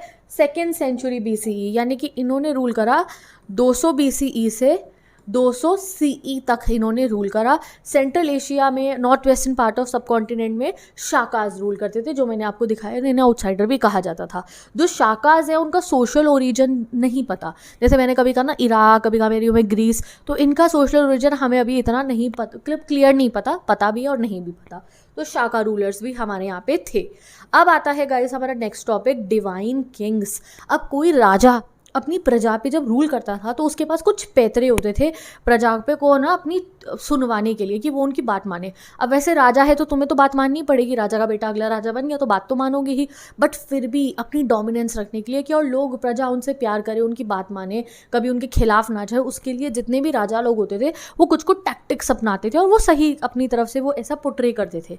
तो कुछ एक कॉन्सेप्ट होता था जिसको कहते डिवाइन किंग। राजा ऐसा दिखाता था कि मैं डिवाइन किंग हूँ, मैं यहाँ धरती पर, मुझे भगवान जी ने भेजा है रूल करने के लिए, मैं तो उन्हीं का एक, आप कह सकते हो, भेजा गया इंसान हूँ, मैं उन्हीं के जैसा हूँ, मैं उन्हीं के कहने पे यहाँ पे रूल कर रहा हूँ। अपने आप को डिवाइन की तरह, गॉड की तरह वो प्रोट्रेट करते थे। इनमें से एक ऐसे रूलर्स थे कुशाना डायनेस्टी जो थी, कुशाना डायनेस्टी के जितने भी रूलर्स थे वो खुद को ऐसा दिखाते थे। कुशानास कहाँ पे थे? इन्होंने 1st सेंचुरी BCE से 1st सेंचुरी CE तक रूल करा। ये सब वन मार्कर में तुम्हें लिखना है। सातवाहनास का टाइम पीरियड लिखो, शाकास का लिखो, मॉडर्न डायनेस्टी का लिखो, और अब इसका भी लिखो, कुशानास का। कुशानास ने 100 BCE से 100 CE तक रूल करा था। ये तो बहुत अमीर थे, गोल्ड कॉइन्स भी छापे थे इन्होंने, समझ गए। तो जो हमारे ये थे कुशाना रूलर्स, इनका रूल कहाँ पे था? सेंट्रल एशिया से नॉर्थ वेस्ट इंडिया तक। देखती हूँ मैप में फोटो दे रखी, ये रहा कुशानास, ये देख लो कुशाना रूलर्स, ठीक है। तो ये जो हमारे कुशाना रूलर्स थे, इन्होंने जो है डिवाइन किंग का कॉन्सेप्ट यूज़ करा था। ये ऐसा दिखाते थे अपने आप को कि ये भगवान के भेजे गए हैं। ये अपने नाम से पहले ऐसे टाइटल्स लगाते थे, जैसे देव पुत्र, मतलब पता है ये देव के पुत्र, ठीक है, भगवान के बेटे, इस टाइप से आप कह सकते हो। तो ये अपने पीछे ऐसे ऐसे टाइटल्स लगाया करते थे, ये दिखाने के लिए कि अपने आप को डेटीज से, अपने आप को भगवान जी से, देवताओं से कनेक्ट करते थे कि फिर लोग इनकी बात मानेंगे, क्योंकि हम जो है उनको फिर अपने जब भगवान के करीब मानते थे तो उनकी बात तो हमें माननी ही पड़ेगी, ठीक है। तो बेस्ट स्ट्रैटेजी आइडेंटिफाई करने की इनकी खुद की होती थी, डेटीज के साथ में ये खुद को आइडेंटिफाई करते थे। और बहुत सारे ऐसे हमारे ये कुशाना रूलर्स का हमने देखा है। ये कुशाना रूलर्स अपनी, और इनकी एक स्ट्रैटेजी होती थी अपने बारे में और लोगों को अपना जो है पसंद कर रहे लोग इनको और उनकी बात माने, ये इतने बड़े बड़े अपने स्टैचूज़ बनवाते थे और उसमें नीचे ऐसे लिखवाते थे कि देव पुत्र, और अपना आगे नाम लिखवा के। ये देखो, ये हमारे को स्टैचू मिला है, ये अभी मेरा पूरा फोटो में नहीं आया है, ये स्टैंडस्टोन का स्टैचू है एक कुशाना रूलर का, ठीक है। एक यूपी में मिला हमारे को, मठ में, श्राइन में, एक श्राइन में यूपी में हमारे को ये स्टैचू जो है वो मिला था। अफगानिस्तान में भी हमें ऐसे बहुत सारे स्टैचूज़ मिले हैं। ये कौन कौन से टाइटल अडॉप्ट करते थे? सन ऑफ गॉड, जैसे कि देवपुत्र। चाइना में भी बहुत सारे रूलर्स होते थे ऐसे ही, जब चाइना है ना, चाइना में बहुत सारे ऐसे किंगडम्स थे, डायनेस्टीज़ थी, तो चाइना में भी बहुत सारे रूलर्स ऐसे अपने पीछे लगाते थे सन ऑफ हेवन। तो हम ला रहा है यहाँ पे रूलर्स क्या करते थे? देवपुत्र। समझ गए गाइस? सिंपल कुशाना रूलर्स का भी समझ में आ गया। अब हम आते हैं बड़े बड़े एम्पायर्स के ऊपर। अब वो ख़त्म हो गया हमारा, जो है हमने छोटे छोटे राजा और चीफडम्स पढ़ लिए, फिर थोड़े बहुत किंगडम्स पढ़ लिए। अब आते हैं और बड़े एम्पायर पे, मॉडर्न डायनेस्टी के लेवल वाले, ये आप मान लो गुप्ता एम्पायर। अब ये थोड़ा आगे का टाइम पीरियड है, अभी BCE से हम अब CE पे शिफ्ट करने वाले हैं, ठीक है। अब इनका रूल चला था 400 CE से 600 CE का, और ये वो समय था गुप्ता एम्पायर के रूल के समय पे ही जो है हमारे इंडिया को सोने की चिड़िया असली में माना जाता था, ये जो गुप्ता एम्पायर का रूल था। गुप्ता एम्पायर को एस्टैब्लिश किसने करा था, ये आपके लिए एक होमवर्क है, हमारी बुक में नहीं बता रखा है यार, इतनी तो जनरल नॉलेज होनी चाहिए, CET में ऐसे सवाल आ सकते हैं आपको। तो जल्दी बताओ कमेंट सेक्शन के अंदर कि गुप्ता एम्पायर को स्टार्ट किसने करा था, कौन से रूलर थे जिन्होंने गुप्ता एम्पायर को स्टार्ट करा था, ठीक है। अब गुप्ता एम्पायर के बारे में जानने के लिए हमारे पास बहुत सारी सोर्सेज है जो मैं अभी आपको बाद में बताऊंगी। तो जो गुप्ता एम्पायर था ये पूरा एक किंगडम था, चीफडम नहीं था, ये बहुत बड़ा किंगडम था। जैसे मौर्य डायनेस्टी थी, बहुत बड़ी डायनेस्टी थी, यहाँ पे प्रॉपर टैक्स सिस्टम होता था, आर्मी थी इनके पास में, अपनी सोने के सिक्के थे, ना जाने क्या क्या था, बहुत बड़ा एम्पायर था। ये वही टाइम है जब इंडिया को सोने की चिड़िया बोला जाता था, गुप्ता एम्पायर वाला टाइम का। ये रहा, देखो ये रहा हमारा गुप्तास, ये रहा गुप्ता एम्पायर हमारा, ठीक है जी। अब गुप्ता एम्पायर के टाइम पे ना बहुत सारे क्या होते थे, समांतास होते थे। समांतास कौन होते हैं, छोटे छोटे पावरफुल जो है लोग होते थे, और वो जो लोग होते थे उनके पास ना अपनी रिसोर्सेज होती थी, वो एक पर्टिकुलर एरिया पे उनकी पकड़ होती थी, और वो सारे समांतास मिलकर राजा को सपोर्ट करते थे। यानी कि मैं अगर आपको एक फोटो में से ऐसे बना के दिखाऊं तो ये एक समानता है, ये एरिया है, यहाँ का एक पावरफुल लीडर है और यहाँ के लोग इसके ऊपर बहुत भरोसा करते हैं, इसकी बहुत पकड़ है यहाँ पे, ठीक है। ये है, इसके पास ये लैंड है, ये इसके पास ये वाले एरिया की पूरी पकड़ है, ये है इसके पास ये समानता है, इसके पास ये लैंड है, इस पे इस एरिया की पूरी पकड़ है, और ये है हमारे राजा जी, ठीक है। तो जितने भी समानतास होते थे ना वो मिलकर राजा को सपोर्ट करते थे। तो कई बार ऐसा होता था कि जो समानता बहुत ज़्यादा पावरफुल बन जाता था तो वो कई बार किंग से भी टक्कर लेने पहुंच जाता था, और कई बार कोई जो किंग होता था अगर उसकी थोड़ी पावर कम हो जाए, उसका खजाना कम हो जाए, तो वो समानता के लेवल पे आके गिर जाता था। ऐसा हमारी हिस्ट्री में चलता रहता था। तो ये जितने भी हमारे एम्पायर्स थे गुप्ता एम्पायर के अंदर अगर आप बात करो, या बाकी जितने भी हमारे इस समय के जो एम्पायर थे वो डिपेंड करते थे समानतास पे। Man who maintain them through local resources including control over land. जो ये समानता होता था उसका अपनी ज़मीन के ऊपर जितने एरिया में वो रूल करे थे उसकी ज़मीन का हक उसी का होता था। They offered homage and provide military to support ruler. अब ये जितना भी समानतास होते थे, ये जितना टैक्स वैक्स कलेक्ट करते थे, जितना भी कुछ इनकी कमाई होती थी उससे ये राजा को जाके गिफ्ट देते थे। यानी कि जो प्रॉपर बड़ा वाला राजा है उसको ये समानता सी जाके गिफ्ट्स देता था, और जो है बहुत इज्जत करता था राजा की। और जब भी राजा को वॉर पे जाना होगा तो ये समानता अपनी अपनी आर्मी भेजेंगे और समानता जाके लड़ेंगे राजा की तरफ से। और यही चीज़ मैंने लिखी है कि कई बार कोई समानता बहुत पावरफुल अगर हो जाते थे तो वो जो है राजा के जाके खिलाफ कर जो है खड़े हो जाते थे, और कोई राजा अगर वीक हो जाता था तो वो जो है समानता की पोजीशन पे आके जो है वो गिर जाया करता था। ये बात हमारे को बता रखी है। गुप्ता एम्पायर की अगर हम बात करें, गुप्ता एम्पायर के बारे में जानने के लिए हमारी ना एनसीईआरटी में कुछ डिटेल में नहीं दे रखा है। पहले ज़माने में पूरा पढ़ाया जाता था, गुप्ता एम्पायर के राजा जो है समुद्रगुप्त हो गए और विक्रमादित्य हो गए, इन सब के बारे में पढ़ाया जाता था। अभी आपको नहीं है डिटेल में, कोई बात नहीं, जितना पढ़ाया जा रहा है उतना ही पढ़ लो। तो गुप्ता एम्पायर के बारे में जानने के लिए हमारे पास सोर्सेज क्या है, तो बहुत ही ब्यूटीफुल लिटरेचर है। इन्होंने बहुत पोएम्स लिखी, बहुत कुछ चीज़ें लिखी, उसके थ्रू हमें पता है, कॉइन्स के थ्रू पता है, इंस्क्रिप्शंस के थ्रू पता है, और प्रशस्तीस क्या होती है, प्रशंसा होती है ना, जैसे आप अपनी तारीफ़ करवा रहे हो, आप अपनी पब्लिसिटी करा रहे हो, ठीक है। तो प्रशस्तीस होती है पोएम्स जिसमें राजा को बहुत बड़ा चढ़ा के बताया गया होता है, उसकी प्रेज, उसकी अच्छाइयाँ, उसकी भलाइयाँ करी गई होती है। तो प्रशस्तीस के थ्रू हमें गुप्ता एम्पायर के राजाओं के बारे में पता है। तो जो है एक बहुत ही फेमस प्रशस्ति है हमारे गुप्ता एम्पायर की जो है, जिसका नाम है Prayag Prashasti. It is also known as the Allahabad pillar inscription. जो इलाहाबाद पिलर के ऊपर इंस्क्राइब हो रखा है ना, उसी को कहते हैं हमारी प्रयाग प्रशस्ति, ठीक है। इसको लिखा था हरिसेना नाम के एक पोएट ने। जल्दी कमेंट करो, 1 मार्कर में ये पूछा जाता है, संस्कृत में लिखा था इसको। इसमें उन्होंने जो है समुद्रगुप्त जो गुप्ता एम्पायर के राजा थे उनकी प्रशंसा में ये लिखी गई है। और जो है कहते हैं कि जो ये समुद्रगुप्त है वो सबसे पावरफुल लीडर थे हमारे गुप्ता एम्पायर के 4th सेंचुरी में जो ये थे तब। तो इनकी जो है कोर्ट पोएट थे हरिसेना। कोर्ट पोएट कौन, इनकी सभा का जो पोएट थे वो थे हरिसेना, और इन्होंने संस्कृत में प्रयाग प्रशस्ति लिखी थी समुद्रगुप्त के लिए। डन, 1 मार्कर है, बहुत बड़ा वाला, आता ही आता है। अब आता है हमारा नेक्स्ट टॉपिक, अ चेंजिंग कंट्री साइड। अब आप लोग राजाओं के बारे में तो जान चुके हो, अब जरा थोड़ी प्रजा के बारे में जानते हैं। प्रजा का क्या सीन था और प्रजा राजा के बारे में क्या सोचा करती थी। ठीक है, popular perception of king topic 5.1 यही नाम है इसका। अब हम जानेंगे कि लोग जो होते थे ना, उनको राजा की क्या इमेज होती थी। जैसे पॉलिटिकल पार्टी के लीडर्स के बारे में अब तुम्हारी कैसी इमेज है। तुम किसी को बहुत पसंद करते होंगे, यार ये ऑनेस्ट लीडर है, किसी को तुम सोचते हो कि यार ये ऑनेस्ट नहीं है। वैसे ही राजा के लिए क्या परसेप्शन होते थे, कि ऑर्डिनरी पीपल राजा के लिए क्या सोचते थे। तो जानने के लिए हमारे पे कोई सोर्स नहीं होती, क्योंकि आम लोगों ने तो कोई बड़े बड़े उनके पास तरीके नहीं थे कि अपनी पोयम्स लिखवा ले या कुछ, कोई तरीका नहीं था हमारे पे आम लोगों की ज़िंदगी के बारे में जानने का। बट हमारे पास में ना कुछ कहानियाँ हैं, जैसे जटाका टेल, जैसे पंचतंत्र की कहानियाँ होती है ना, वैसे ही कुछ जटाका टेल्स हैं। वहाँ से हमें पता लगा लेते हैं हम कि लोग क्या सोचते थे। तो एक जटाका है, यानी कि एक कहानी है जिसका नाम है गांडटिंडु जटाका। ठीक है, गणटिंडु जटाका, कुछ भी आप कह सकते हो। तो एक बहुत फेमस जटाका टेल है, यानी कि एक स्टोरी है गणाटिंडु जटाका। ठीक है, इसको जो है लिखा जाता था पाली लैंग्वेज के अंदर। पाली एक लैंग्वेज होती है एंड फर्स्ट मिलेनियम सीई में, यानी कि फर्स्ट सेंचुरी में ये लिखी गई थी। इसमें जो है यहाँ के जो यहाँ पे जैसे वो जोधा अकबर में सीन होता है ना, कि वो याद है आपको, अकबर जाते हैं तैयार हो गए नॉर्मल सा, लोगों के पास बीच में भेस बदल के जानने के लिए कि लोग क्या सोचते हैं अकबर के बारे में। वैसे ही यहाँ पे ऐसा होता है। ठीक है, ये गणाटिंडु जटाका में ही ये बात बता रखी है आपको कि एक राजा थे, उसने अपना भेस बदला और जाके लोगों से ना मार्केट में गया पता लगाने के लिए कि लोग उसके बारे में क्या सोचते हैं, क्या लोग राजा की इज्जत भी करते हैं या नहीं करते।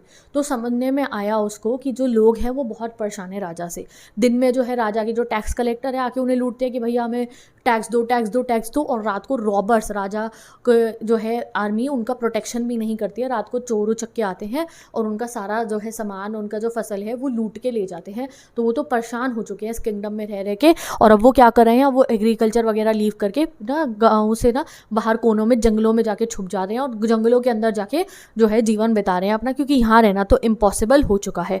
तो ये सुन के जो है हमें पता चल रहा है कि काफ़ी बार ऐसा होता था कि राजा की प्रोटेक्शन में रहकर भी जो प्रजा थी वो खुश नहीं होती थी। ऐसा तो गाइस होता ही है दुनिया के अंदर। ठीक है, करप्शन तो हर जगह पे ही होता है। तो एग्जैक्टली उस ज़माने में भी होता था कि राजा के टैक्स वसूल करने के लिए दिन में जाते रहते थे सारे के सारे टैक्स कलेक्टर, और रात को राजा टैक्स किस बात पे कलेक्ट करता है कि मैं तुम्हें प्रोटेक्शन दूंगा, तुम्हारे को जो है कोई चिंता नहीं है, तुम मेरे यहाँ पे सेफ रह रहे हो, मेरी कैपिटल के अंदर तुम सेफ हो। बट क्या होता था, रात को चोर उचक्के डकैत आते थे चोरियाँ करने के लिए और उनका सामान लूट के ले जाते थे। तो यही चीज़ यहाँ पे आपको बता रखी है। ठीक है जी, पैसा तो है नहीं देने के लिए तो वो भाग जाते थे। नेक्स्ट टॉपिक आता है हमारा 5.2 स्ट्रेटजीज फॉर इंक्रीजिंग प्रोडक्शन। अब क्योंकि धीरे धीरे ये समय ऐसा था, पॉपुलेशन बढ़ रही थी, हर राजा को चाहिए था मैं बहुत अमीर हूँ, तो पॉपुलेशन के लिए और पैसे के लिए, और ये जो इतने लोग परेशान हो जाते थे, लुटेरे आते थे और टैक्स वसूल करने वाले, उनका अगर इनकम बढ़ेगी तो वो देंगे सबको पैसा, टैक्स भी देंगे, कोई दिक्कत नहीं होगी।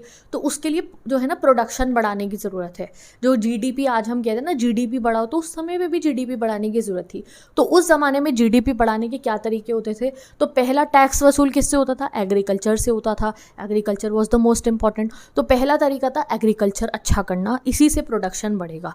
तो एग्रीकल्चर अच्छा होने के लिए जो है हमारे यहाँ पे अलग अलग टेक्निक्स, एग्रीकल्चर टेक्निक्स जो है वो इम्प्लांट करी गई। फॉर एग्जाम्पल सबसे पहले हुआ था आयरन टिप का प्लॉशेयर। प्लॉशेयर होता है हल। पहले जो हल होता था वो लकड़ी का ही यूज़ होता था। अब जो हल की जो टिप थी उस पर ना लोहा यूज़ करे जाने लगा, फिर वो मिट्टी को और अच्छे से गाड़ेगी। तो आयरन टिप प्लॉशेयर जो है हमारे इंडिया के अंदर यूज़ होना शुरू हुआ 6th सेंचुरी BCE से। आयरन टिप प्लॉशेयर होना यूज़ हुआ एंड इससे जो एलुवियल सॉइल थी हमारी ये गंगा प्लेन वाली, यहाँ पे बहुत बढ़िया जो है फसल उगनी फिर शुरू हो गई। गंगा वैली के अंदर पैडी प्रोडक्शन बहुत ज़्यादा इंक्रीज़ हुआ। पैडी क्या होता है, चावल का प्रोडक्शन ट्रांसप्लांटेशन के थ्रू इंक्रीज़ हो गया। और ये जो आयरन टिप वाला प्लॉशेयर था ना, ये बहुत कम parts of the subcontinent, यानी हमारे इंडिया के काफ़ी कम पार्ट्स में जो है रहा था।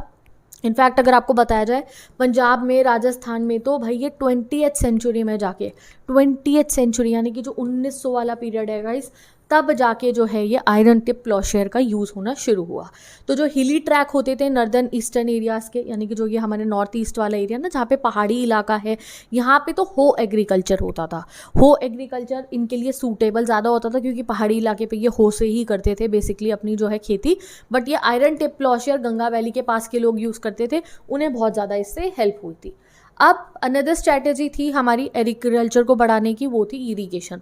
अगर फार्मर की फसल अच्छी है तो उसे पानी अच्छा चाहिए, तो इरिगेशन के लिए टैंक्स खुदवाने शुरू कराए गए, वेल बनाए गए और जो है कैनाल खोदने शुरू करे गए। कैनाल क्या होती है, ये रिवर बह के जा रही है, ठीक है, ये रिवर जा रही है बह के, ठीक है, और दूर यहाँ पे एक खेत है, तो हमने एक नहर काट दी कि यहाँ से इस खेत में पानी चला जाएगा। कैनाल बनाए गए, वेल्स खुदवाए गए और टंकास बनाए गए। टैंक्स क्या होते हैं कि एक जगह पे पूरा जो है खोद दी जगह, पूरा एक गड्ढा कर दिया और वहाँ पे पानी इकट्ठा हो रहा है। कुछ जितने भी राजा होते थे जो टैंक्स बनवाते थे, तो फिर वो अपना बड़ा बड़ा नाम लिखवाते थे कि इस राजा ने ये टैंक जो है वो बनवाया है, ठीक है। तो बहुत कूल होता था राजा के लिए एक टैंक बनवाना।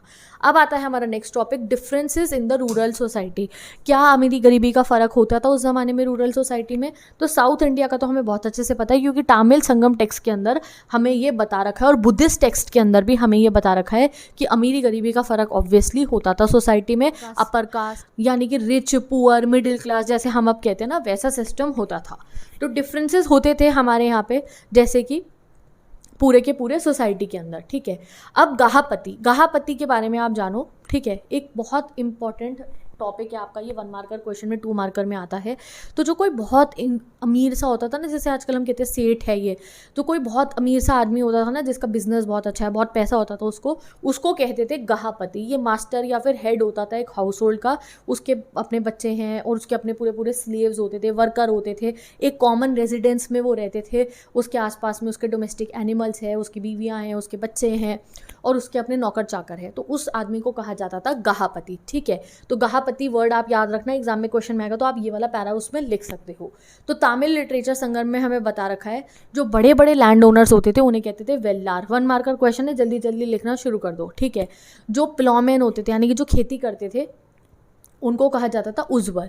और जो लोग स्लेव्स होते थे यानी कि जो नौकर होते थे, जो पूरा स्लेव्स के रूप में काम करते थे, उन्हें कहा जाता था अदीमिया। तो ये जितना भी डिफरेंस होता था सोसाइटी में, अमीरी गरीबी का जो फ़र्क था वो होता था on the basis of land. जिसके पास लैंड है वो अमीर होता था, जिस पर लैंड नहीं होता था ऑब्वियसली वो गरीब ही रह जाता था, ठीक है जी।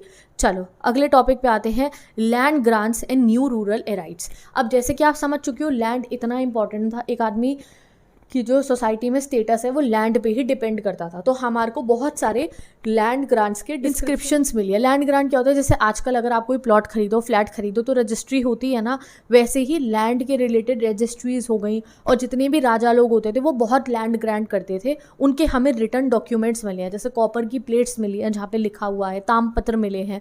अब ये जितने भी लैंड ग्रांट्स होते थे राजा क्यों करता था, जैसे कोई मंदिर बनवाने के लिए, कोई टैंक बनवाने के लिए, कोई जो है पंडित है, कोई ऋषि मुनि है, उनको उन्होंने लैंड ग्रांट कर दिया कि आप यहाँ पे स्कूल खोल लो, बच्चों को पढ़ाओ, यहाँ पे मंदिर बनेगा। तो राजा अपनी बढ़ाइयाँ दिखाने के लिए लैंड ग्रांट्स बहुत ज़्यादा करे करते थे।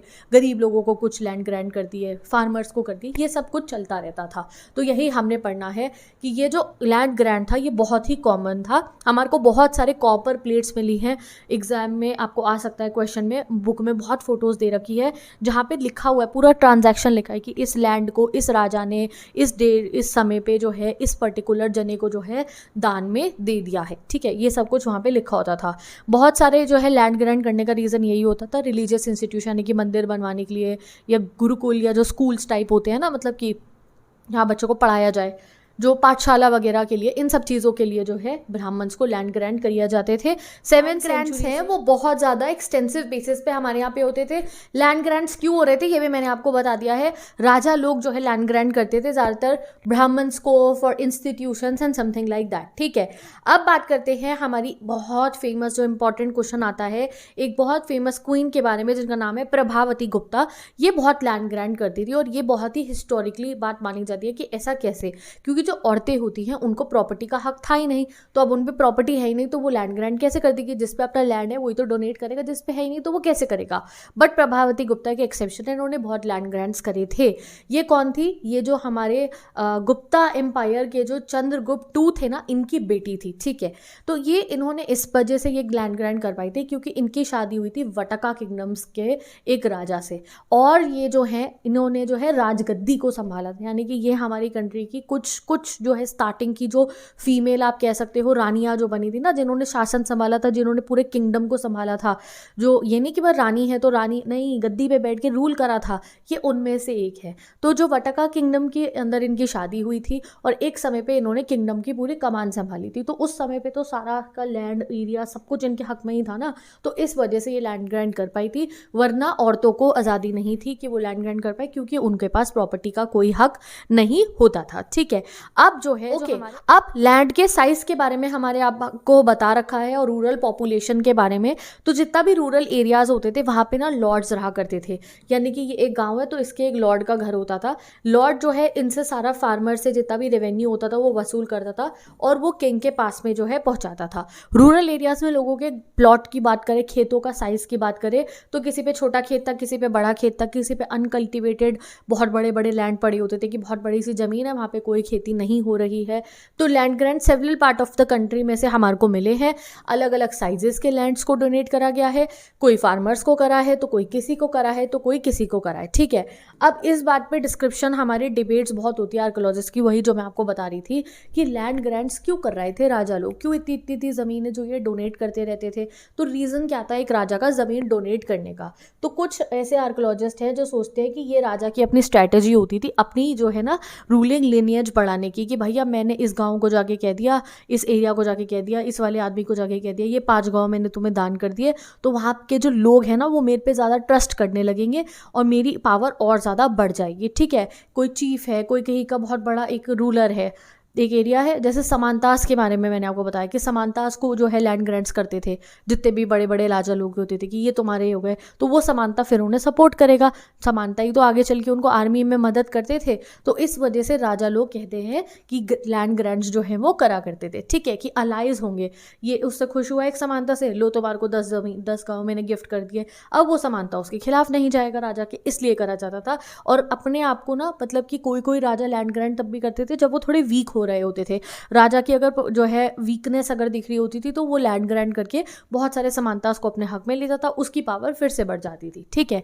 अब कुछ लोग कहते हैं कि राजा लोग जो है ये लैंड ग्रांट इसलिए करते थे दिखावा करने के लिए, अपना बड़प्पन दिखाने के लिए, ऐसा दिखाने के लिए अरे हम तो बहुत अच्छे हैं, और अपनी बड़ाइयाँ करवाने के लिए राजा लोग जो है अपनी पावर दिखाने के लिए लैंड ग्रांट्स करते थे।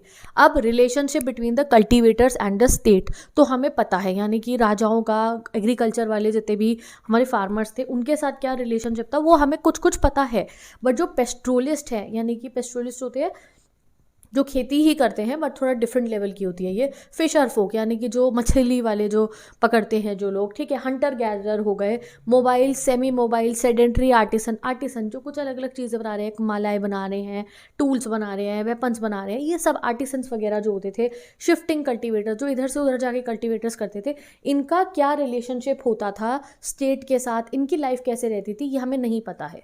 देखो हम चैप्टर का किंग, फार्मर एंड टाउन पढ़े ना, तो अब हम फार्मर वाले पार्ट पे आ गए हैं। तो राजाओं के लाइफ के बारे में हमें पता चल जाता है, राजा इंस्क्रिप्शन लिख लेता है, राजा के महल है वहाँ से हम पता लगा लेंगे। बट जो नॉर्मल लोग हैं ना, आम जनता है, उनके बारे में पता लगाना नेक्स्ट टू इम्पॉसिबल होता है, यही बात इसमें आपको बता रखी है। अब आते हैं नेक्स्ट टॉपिक पे, towns and trade. Topic number 6 पर आ चुके हैं हम, चैप्टर खत्म होने वाला है, बस 2 टॉपिक और बचे हैं। टॉपिक 6.1 इसका आता है new city, 6th century BCE से हमारा स्टार्ट करेंगे हम इसे, कैपिटल्स ऑफ महाजनपद्स। अब देखो महाजनपद की कैपिटल उस एरिया को बनाया जाता था, जैसे मगध की कैपिटल बनी पाटलिपुत्रा, तो वो क्यों थी, क्योंकि गंगा नदी है वहाँ पे और उससे बहुत ही ज़्यादा जो है नदी के किनारे बहुत मदद मिलती थी कि कम्युनिकेशन के लिए बोट पहुँचाई, सारा ट्रेड वहाँ से हो सकता था। तो हर कोई जो है कैपिटल सिटी वहाँ बनती थी, जो एक इम्पॉर्टेंट शहर होता था। उज्जैनी जो अवंती नाम की जो महाजनपद की जो है वो थी कैपिटल सिटी थी, ये लैंड रूट पे थी, यहाँ से बहुत ट्रेड होता था, बड़ा शहर था। पोहार अगर मैं आपको दिखाऊंगी, अगर आप खुद देखना, वो मैप में गिवन है नीचे, साउथ इंडिया की बिल्कुल टिप पे है ये पोहार, सी कोस्ट था ये, यहाँ से समुद्री ट्रेड लिंक्स हो जाते थे। मथुरा की आज के समय में भी आप देखते हो मथुरा कितना इंपॉर्टेंट शहर है हमारा, स्पिरिचुअली भी कहो आप, और कितना बस्लिंग शहर है, कितना ट्रेड है। तो उस ज़माने से जो हमारा मथुरा है ये बहुत बड़ा सेंटर होता था, कमर्शियल तो था ही, कल्चरल भी और स्पिरिचुअलिटी के बेसिस पे भी मथुरा भी एक बहुत इंपॉर्टेंट शहरों में से एक था। तो ये जो इंपॉर्टेंट शहर होते थे यहाँ पे बहुत तरक्की होती थी, यहाँ पे बहुत ज़्यादा लोग कमाई करते थे। ओके, नाउ आगे आते हैं हम। We have seen that kings and ruling elites lived in fortified cities. King जो होता था ना वो फोर्टिफाइड सिटी के अंदर, यानी कि जो किला बंद वाली सिटी होती थी, वहाँ पे अपने रूलिंग एलाइट के साथ, यानी कि अपने आसपास की जो फैमिली होती थी और जो अमीर लोग होते थे ना, अपर अल्ट्रा रिच वाले जो लोग होते थे, उनके साथ में रहता था।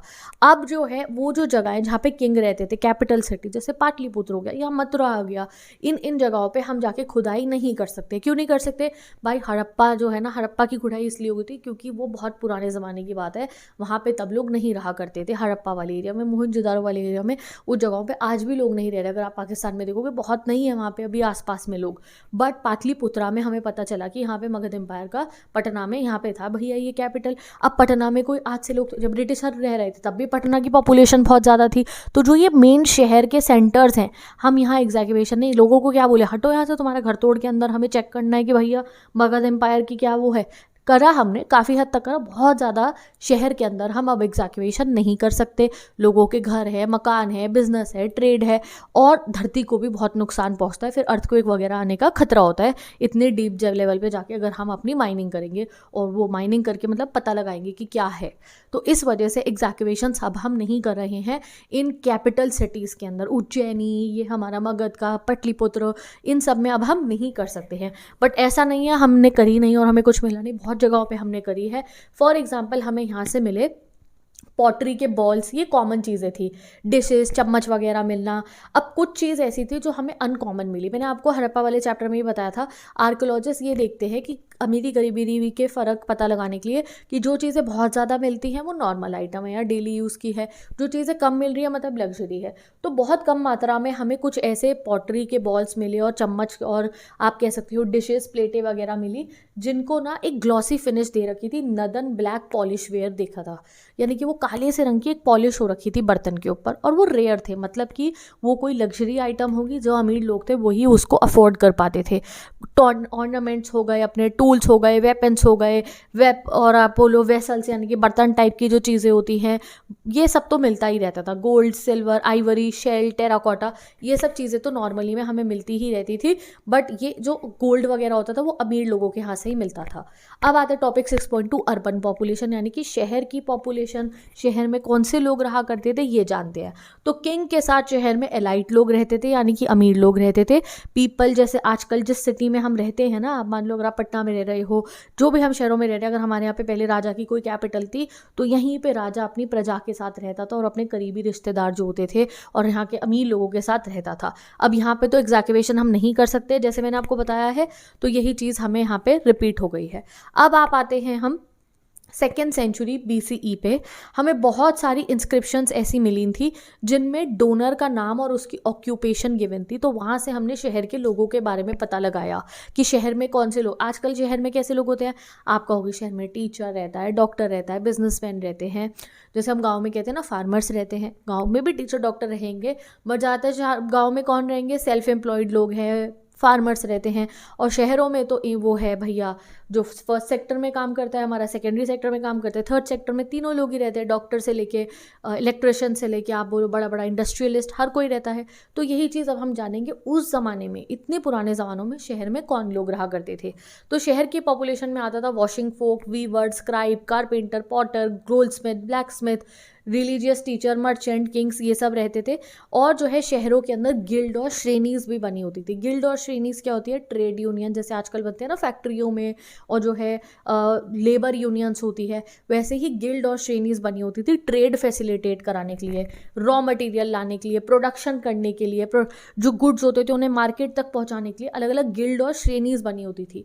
गिल्ड और श्रेणीज मतलब ये भी होता है जैसे हम कहते हैं ना, ये कह रहे हैं वॉशिंग फोक, तो ये एक कम्युनिटी हो गई, एक टाइप की कम्युनिटी हो गई ये वॉशिंग फोक लोग। फिर ये इकट्ठे रहते हैं, इकट्ठे काम करते हैं, इकट्ठे ही जो है रहेंगे साथ में। अब जैसे ब्लैक स्मिथ हो गए, जैसे कारपेंटर्स हो गए, पॉटर्स हो गए, इनको हमने गिल्ड और श्रेणी कह दिया कि ये वाले लोग हैं, ये तो ये तो सारे पॉटर्स हैं। जैसे हमारे यहाँ अब भी हम कहते हैं ना कि यार ये इस वाले ये टाइप के लोग हैं, ये लोग हैं इस टाइप से, ठीक है। जैसे गोल्ड स्मिथ को हम कहते हैं ये सुनार है, सुनार बोल दिया जाता है ना, वही चीज़। तो गिल्ड और श्रेणीज भी थी। अब आता है next topic 6.3 trade in the subcontinent, यानी कि हमारे यहाँ पे ट्रेड लिंक कैसा था और क्या बाहर से ट्रेड होता था। जैसे कि मैंने आपको हड़प्पा के टाइम पे बताया, मोहनजोदारो के टाइम पे बताया कि हम ओमान से, मेसोपोटामिया से ट्रेड करते थे। तो क्या अब नहीं होता था, होता था ऑब्वियसली। तो 6th सेंचुरी BC से ट्रेड हम करते थे सेंट्रल एशिया में भी, साउथ ईस्ट एशिया में भी और चाइना में भी, सबके साथ हमारे ट्रेड लिंक्स थे। तो इंडिया के जो सक्सेसफुल मर्चेंट्स होते थे, यानी कि हमारे उस समय के महाजनपद के सक्सेसफुल मर्चेंट होते थे, उन्हें मासत्तुवन कहते थे। 1 मार्कर में याद कर लो, मैं भी इसे प्रोनाउंस नहीं कर पा रही हूँ। और जो है ये तमिल लैंग्वेज का है। और सेठीज और सतवाहस कहते थे प्राकृत लैंग्वेज के अंदर, जो बहुत अमीर बिजनेसमैन होते थे उनको, मर्चेंट्स होते थे उनको, ठीक है। क्या क्या ट्रेड करा जाता था, क्या क्या चीज़ें हम लोग बेचते थे, सॉल्ट बेचते थे, ग्रेन बेचते थे, कपड़ा बेचते थे, मेटल की और फिनिश प्रोडक्ट बेचते थे, स्टोन, टिम्बर, मेडिसिनल प्लांट बेचते थे, बहुत चीज़ें। जैसे ब्लैक पेपर तो हम रोमन एम्पायर को बेचा करते थे, और टेक्सटाइल हमारी रोमन एम्पायर में बहुत बिकती थी, मेडिसिनल प्लांट्स बहुत बिकते थे। तो अरेबियन सी से मेडिटेरेनियन रीजन तक हमारा बहुत ज़्यादा सामान जाता था। तो यहाँ से मानो ये यहाँ से निकली रोमन एम्पायर तक हमारे शिप्स जाते थे और बोट्स जाती थी, जो चीज़ों का जो है ट्रेड करती थी। अब जब ट्रेड की बात आ गई है तो पैसा तो बात करेंगे, ठीक है। बार्टर सिस्टम तो नहीं होता था, पैसों का यूज़ होने लग गया था, कॉइन्स का यूज़ होने लग गया था। स्वर्ण मुद्राएं जो आप सुनते हो, उनका यूज़ अब हमारे यहाँ पे, हमारे महाजनपद में, हमारे किंगडम्स में होने लग गया था। तो 6.4 टॉपिक आता है कॉइन एंड द किंग। तो कॉइन का एक्सचेंज होना शुरू हो गया था हमारे यहाँ पे 6th सेंचुरी BC से ही। कॉपर के कॉइन भी थे, गोल्ड के भी थे और सिल्वर के भी थे। किंग इशू करते थे कॉइन, बहुत अमीर मर्चेंट यूज़ करता था कॉइन, वो अपना कॉइन कर देता था, या बैंकर्स कॉइन को इशू कर सकते थे। 3 नाम याद रख लो, किंग, बड़े मर्चेंट या बैंकर्स अपने कॉइन इशू कर सकते थे, ठीक है। फर्स्ट कॉइन जो हमें सबसे अच्छा पता है, जिसमें इमेज भी बनी हुई है रूलर की, वो एक इंडो ग्रीक किंग का है, जिनका नाम है मेनेंदर, ठीक है। ये देखो आप, ये रहा कॉइन्स हमारे, जिनको अब ये नहीं है, ये तो ये देख रहे हो आप, ये देखो, ये इनकी फ़ोटो भी बनी हुई है और पीछे पूरा ये कॉइन है। तो इंडो ग्रीक किंग जिन्होंने हमारे कंट्री में, वो कहाँ पे इस्टेब्लिश हो रखे थे, 2nd सेंचुरी BC में, नॉर्थ वेस्ट पार्ट में, जहाँ पे शाका रूलर दिखाए थे ना मैंने आपको, वहीं पे। तो इन्होंने ऐसा कॉइन बनाया था जिसपे उनकी फ़ोटो भी बनी हुई थी। कुशाना रूलर्स का तो मैंने आपको बताया ही है, इन्होंने गोल्ड कॉइन छापे थे कुशाना रूलर्स ने। अब हमारे को बहुत सारे ऐसे अपने कंट्री के अंदर, जब लोगों के घरों की हम देखते थे, तो ना वो मिलती थी, क्या कहते हैं, होर्ड्स मिलते थे। होर्ड्स जैसे आजकल हम बैंक में लॉकर लेते हैं ना, तब होर्ड होते थे, मटका सा होता था और उसमें संभाल के रखे होते थे स्वर्ण मुद्राएं। कुशाना रूलर, जैसे मैंने आपको बताया कि वो अपने आप को डिवाइन दिखाते थे, तो वो ऐसे ही अपने जो है वो बनाते थे। ये देखो, ये गुप्ता रूलर्स के गोल्ड के कॉइन है। गुप्ता रूलर के टाइम के गोल्ड के कॉइन सबसे बढ़िया गोल्ड के बनते थे और बहुत ज़्यादा बने थे, ठीक है। तो यूज़ ऑफ गोल्ड कॉइन बहुत ज़्यादा था। इनफैक्ट रोमन एम्पायर की जो स्वर्ण मुद्राएं होती थी, वो भी हमारे यहाँ मिल जाती थी होर्ड्स में रखी हुई, क्योंकि ट्रेड होता था। हम रोमन एम्पायर को चीज़ें बेच रहे, रोमन एम्पायर हमें सिक्के देता था, तो वही चीज़ हमारे पास होती थी। पंजाब और हरियाणा में यदुएज होते थे, मे बी मैं प्रोनाउंस गलत कर रही हूँ, इन्होंने कॉपर के कॉइन जो है वो जो है बनाए थे, और सबसे स्पेक्टाकुलर गोल्ड कॉइन होता था हमारा गुप्ता रूलर का, याद रखना, ठीक है। अब 6th सेंचुरी से, यानी कि जब 6th सेंचुरी आई, 600 CE, BCE नहीं, CE पर, तब जाके जो है गोल्ड क्राइसिस, मतलब आप कह सकते हो कि इकोनॉमिक क्राइसिस शायद हुआ। गोल्ड कॉइन हमें मिलने बंद हो गए, हमें अब ज़्यादा गोल्ड कॉइन मिलते नहीं थे। तो हमें लगा कि मे बी ऐसा हो कि अब गोल्ड की कुछ कमी हो रही हो, कुछ गरीबी हो रही हो थोड़ी, या तो इतना पैसा ना हो कि वो गोल्ड कॉइन छाप पा रहे हो राजा, ये बात हो, या फिर जो है कुछ आर्कोलॉजिस्ट कहते हैं मे बी जिस रूट पे अब हम गोल्ड कॉइन ढूंढ रहे थे वहाँ में नहीं मिल रहे हो, हम रोमन एम्पायर के साथ ही ट्रेड करते हुए गोल्ड कॉइन ढूंढ रहे हैं, क्या पता हम किसी और तरफ देखें तो गोल्ड कॉइन अब हमें वहाँ मिल जाए। 6th सेंचुरी CE से हमें ज़्यादा गोल्ड कॉइन नहीं मिले। अब आते हैं गाइज, हम टॉपिक लास्ट पे ही आ गए हैं, 7 टॉपिक पे, बैक टू बेसिक। अब जहाँ से चैप्टर शुरू करा था वापस वहीं पे आते हैं। चैप्टर शुरू करा था जेम्स प्रिंसिप और पियादसी और ब्राह्मी और खरोष्टी के डिस्कवरी से, तो यहीं पे वापस आते हैं डिसाइफरिंग ब्राह्मी। यहाँ हम जानेंगे कि कैसे जेम्स प्रिंसिप, में स्टार्टिंग में तुम्हें बता दिया उन्होंने ब्राह्मी डिसाइफर करी, कैसे करी थी, इतनी मुश्किल काम कोई कैसे कर सकता है कि एक लैंग्वेज आप पता लगा लो। तो स्क्रिप्ट जो है हमारे मॉडर्न इंडियन लैंग्वेजेस की, जो ब्राह्मी और खरोष्टी की है, वो हमने कैसे निकाली, ये अब मैं आपको बताती हूँ। तो जैसे आपको पता है हमारी हिंदी की लिपि है देवनागरी, वैसे ही जो लिपि होती है ना, उससे लगाते हैं हम पता लैंग्वेज का, ठीक है।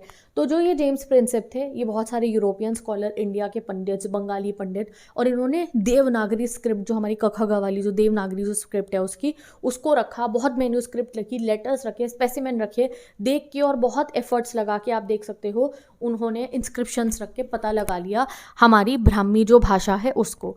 बहुत सारी हमारे को अर्ली इंस्क्रिप्शंस ऐसे मिलती थी, ये देख लो ये है इंस्क्रिप्शन, ये पत्थर पे लिखा हुआ है, इसे इंस्क्रिप्शन कहते हैं, जो ना ऐसा लगता था पढ़ के कि संस्कृत भाषा में लिखी है, बट संस्कृत के बावजूद हमें लगता था समझ में क्यों नहीं आ रही है, बट वो संस्कृत में नहीं होती थी, वो प्राकृत में लिखी होती थी। प्राकृत बहुत पहले यूज़ हुआ करती थी, पाटलिपुत्र में भी और बहुत जगहों पे भी। तो बहुत समय बाद बहुत पेन्स टेकिंग एफर्ट लगे और फाइनली 1838 में जेम्स प्रिंसिप ने बहुत सारे Indian pandits, scholars and Bengal pandits के साथ और यूरोपियन स्कॉलर्स के साथ मिलकर ब्राह्मी को डिस्कवर कर लिया था।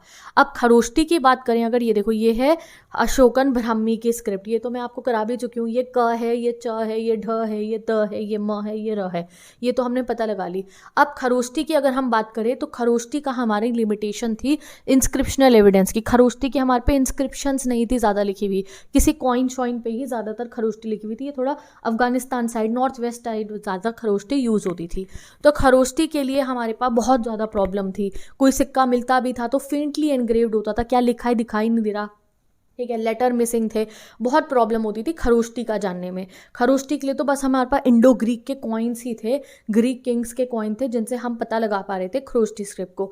तो खरोष्टी को निकालने के लिए एक आपको बता रखा है कि हमने एक पैतरा आजमाया था, उसमें क्या था, ए लेटर को हमने पता लगाया कि खरोष्टी में भी ए यूज़ होता था। और जो है कुछ स्क्रिप्ट्स होती थी वहाँ पे ना अपोलोडिटस नाम का एक ग्रीक किंग था, उसके नाम में भी ए में ऐसा ए यूज़ होता था और खरोष्टी में भी ऐसे यूज़ होता था। तो ऐसे लगा के जो है जेम्स प्रिंसिप ने हमारी खरोष्टी स्क्रिप्ट को भी डिस्क्राइबर कर लिया था। With Princip identifying the language of Kharoshti inscription as Prakrit, it became possible to read longer inscriptions as well. तो धीरे धीरे उन्होंने खरोष्टी और ब्राह्मी दोनों ही स्क्रिप्ट को धीरे धीरे डिसाइफर कर लिया। अब आता है गाइस हमारा next topic 7.3 historical evidence from inscriptions. Inscription से हमें क्या एविडेंसेस मिले हैं, तो अशोका का प्रिंसिप पढ़ लिया, पियादसी पे आते हैं अब हम। तो पियादसी मतलब मैं आपको बता चुकी हूँ, बिलवेड ऑफ द गॉड या फिर प्लेजेंट टू बिहोल्ड होता है, भगवान का प्यारा या जो हमें बहुत प्यारा लगता हो उसे हम कहते हैं पियादसी। और पियादसी जो नाम था वो सबसे ज़्यादा यूज़ हुआ था अशोका के लिए, बहुत इंस्क्रिप्शन में मेंशन्ड है। मैं आपको 2 फोटोज़ लगानी हुई, हमारी बुक में 2 सोर्सेज दी रखी हैं, यहाँ पे पियादसी वर्ड अशोका के लिए यूज़ हुआ है। इनफैक्ट किंग के लिए देवयान पिया वर्ड भी यूज़ होता था। देवयान पिया मतलब देव के करीब, बिलवेड ऑफ द गॉड, और ये सब वर्ड्स भी यूज़ होते थे। तो हमारे को कुछ इंस्क्रिप्शन ऐसी मिली हैं जहाँ पे अशोका के लिए ये टाइटल यूज़ करा गया है। By examining the content, style and language of these inscription, epigraphists have come to conclusion that they were issued by the same ruler. तो ऐसा लगता है कि मे बी जो है अशोका ने ही इनको जो है लिखवाया हो और उन्होंने अपने आप को ऐसा देवयान पिया और पियादसी लिखवाया हो, और बहुत जगहों पे अशोका को पियादसी, देवयान पिया कहा जाता था। ठीक है, अब आता है गाइस हमारा लास्ट टॉपिक खत्म। अब चैप्टर यहाँ पे टेक्निकल लिमिटेशंस या फिर आपको लिमिटेशंस ऑफ इंस्क्रिप्शनल एविडेंस। ये इंस्क्रिप्शंस आपने देखी, ये देखो ये जो सिक्का है, सिक्का भी एक इंस्क्रिप्शन है, गड़ा हुआ होता है ना इसके ऊपर भी, ये एक इंस्क्रिप्शन है, पत्थर पे लिखा हुआ है, आयरन पिलर सब इंस्क्रिप्शन है। इनकी लिमिटेशन क्या है, इनसे जब हम पास्ट पता लगाने जाते हैं तो काफ़ी दिक्कतें आती है। क्या दिक्कतें हैं, 8 नंबर में क्वेश्चन आते हैं, जल्दी इसी को लर्न कर लो। सबसे पहले लेटर फेंट होते हैं, यानी कि जो अक्षर है वो दिखाई नहीं देते हैं, उस वजह से हम समझ में नहीं पाते। कुछ इंस्क्रिप्शन साइड में से पत्थर टूट गया तो समझ में नहीं आएगा भाई साहब उस पर क्या लिखा है, नॉट श्योर एग्जैक्ट मीनिंग क्या है उसका। Some inscription remained undeciphered till date, obviously आज तक हमें हड़प्पा वालों की लैंग्वेज नहीं पता, तो हड़प्पा की जितनी भी हमें रिटर्न मटेरियल मिलता है, इंस्क्रिप्शन हमें वहाँ भी मिलती है, सील वगैरह मिलती है, हमें पता ही नहीं लगा सकते कि क्या लिखा हुआ है उसके ऊपर। ठीक है, और एट प्रेजेंट हम इंस्क्रिप्शन को पूरा भी नहीं समझ पाए, कुछ ही इंस्क्रिप्शन है जिन्हें हम समझ पाए हैं। नॉट एवरीथिंग जो पॉलिटिकली हो रहा था, इकोनॉमिकली हो रहा था, उसे इंस्क्रिप्शन में लिखा जाता। इंस्क्रिप्शन में तो ज़्यादातर राजा अपनी पढ़ाइयाँ ही करता था, असलियत थोड़ी दिखाई जाती थी। लैंड ग्रांट्स वगैरह से हमें असलियत पता चली है ज़्यादातर, तो इंस्क्रिप्शन में तो अच्छी अच्छी बातें ही होती थी ज़्यादातर, तो हम असलियत नहीं पता लगा सकते समाज की। और नेक्स्ट जितनी भी इंस्क्रिप्शंस होती थी गाइज वो सब्जेक्टिव हैं, वो उसने जिस आदमी ने लिखी है ना उसका पर्सपेक्टिव दिखा रही है। जैसे कि मैं एक पोएट हूँ और मैंने अपने राजा को मुझे बहुत पसंद है तो मैं उसके लिए अच्छी बातें ही लिखूंगी ना, या मैं एक इंसान हूँ और मैंने एक राजा के लिए इंस्क्रिप्शन लिखी और मुझे राजा अच्छा नहीं लगता तो मैं उसके लिए गलत बातें लिखूंगी। तो ये मेरे पे डिपेंड करता है कि मैं राजा के बारे में कैसा लिख रही हूँ, किसी के बारे में कैसा लिख रही हूँ। तो ये जो है इंस्क्रिप्शन के ऊपर हम टोटल भरोसा भी नहीं कर सकते। मे बी वो राजा बहुत अच्छे हो, मे बी वो राजा बहुत क्रूअल हो, जिनके बारे में अच्छा लिखा है, मे बी वो बहुत अच्छे हो, उनको अच्छा नहीं दिखाया गया है, तो ये बात भी हो जाती है। तो हिस्टोरिकल को ये फंडामेंटल प्रॉब्लम लगती है कि भाई साहब ये जो इंस्क्रिप्शंस है हमारे, जैसे ये देखो ये एक इंस्क्रिप्शन का एग्जाम्पल है, कॉपर प्लेट, इस पे जो ये लिखा हुआ है, ये देखो देख रहे हो कैसे कढ़ाई नहीं कहेंगे, गाड़ के ऐसे लिखा हुआ आएगा। तो ये जो है इंस्क्रिप्शंस होती हैं। तो काफ़ी इंस्क्रिप्शन के जो है हमारी लिमिटेशंस भी होती है, ठीक है। तो जिसने लिखा है ना उस पर बहुत डिपेंड करता है। नेक्स्ट, कंटेंट ऑफ इंस्क्रिप्शंस, ठीक है। Person who commission them, we must critically analyse the inscription to arrive better. तो जिसने इंस्क्रिप्शन लिखी है उसका भी दिमाग जो है उस पर डिपेंड करता है कि वो क्या लिख रहा है। और सबसे बड़ी बात है, इंस्क्रिप्शन में एग्रीकल्चर से रिलेटेड, डेली लाइफ से रिलेटेड नहीं लिखा होता था। तो 5 पॉइंट है, 5 आपको लिखने। पहला, दिखाई नहीं देते अक्षर। दूसरा, डैमेज होती है। तीसरा जो है, डिसाइफर नहीं हुई है कईयों की जो राइटिंग है। फोर्थ, पॉलिटिकल चीज़ें नहीं पता चलती है, जैसे एग्रीकल्चर कैसे होता था, लोगों का लाइफ कैसी है। एंड फिफ्थ, जिसने लिखा है उसका पॉइंट ऑफ व्यू ज़्यादा इंस्क्रिप्शन में दिख रहा होता है। तो विद दिस गाइस हमारा ये chapter kings farmer and town में कंप्लीट होता है। थोड़ा सा लेंथी था ये chapter as compare to the first chapter, क्योंकि इसमें समझाने की ज़्यादा चीज़ें थी। एग्जाम में क्वेश्चन भी बहुत आएंगे इससे। तो guys with this let's end this video. Notes जाके एक्सेस कर लो, इंस्टाग्राम आईडी पे अपलोड कर दिए हैं। इससे भी अच्छे नोट्स करें, इससे भी और आसान करें। बस जाके एक बार आप उन नोट्स को चेक करो, रिविजन करना, प्रिंट आउट निकलवा के रखो। हिस्ट्री के लिए जो है चैनल को सब्सक्राइब करके रखो, और पॉलिटिकल ज्योग्राफी सब पढ़ा रही हूँ गाइस मैं, इकोनॉमिक्स ऑल्सो। सो जल्दी से चैनल को सब्सक्राइब करो, वीडियो को लाइक करो, and I will meet you in the next video. Bye bye.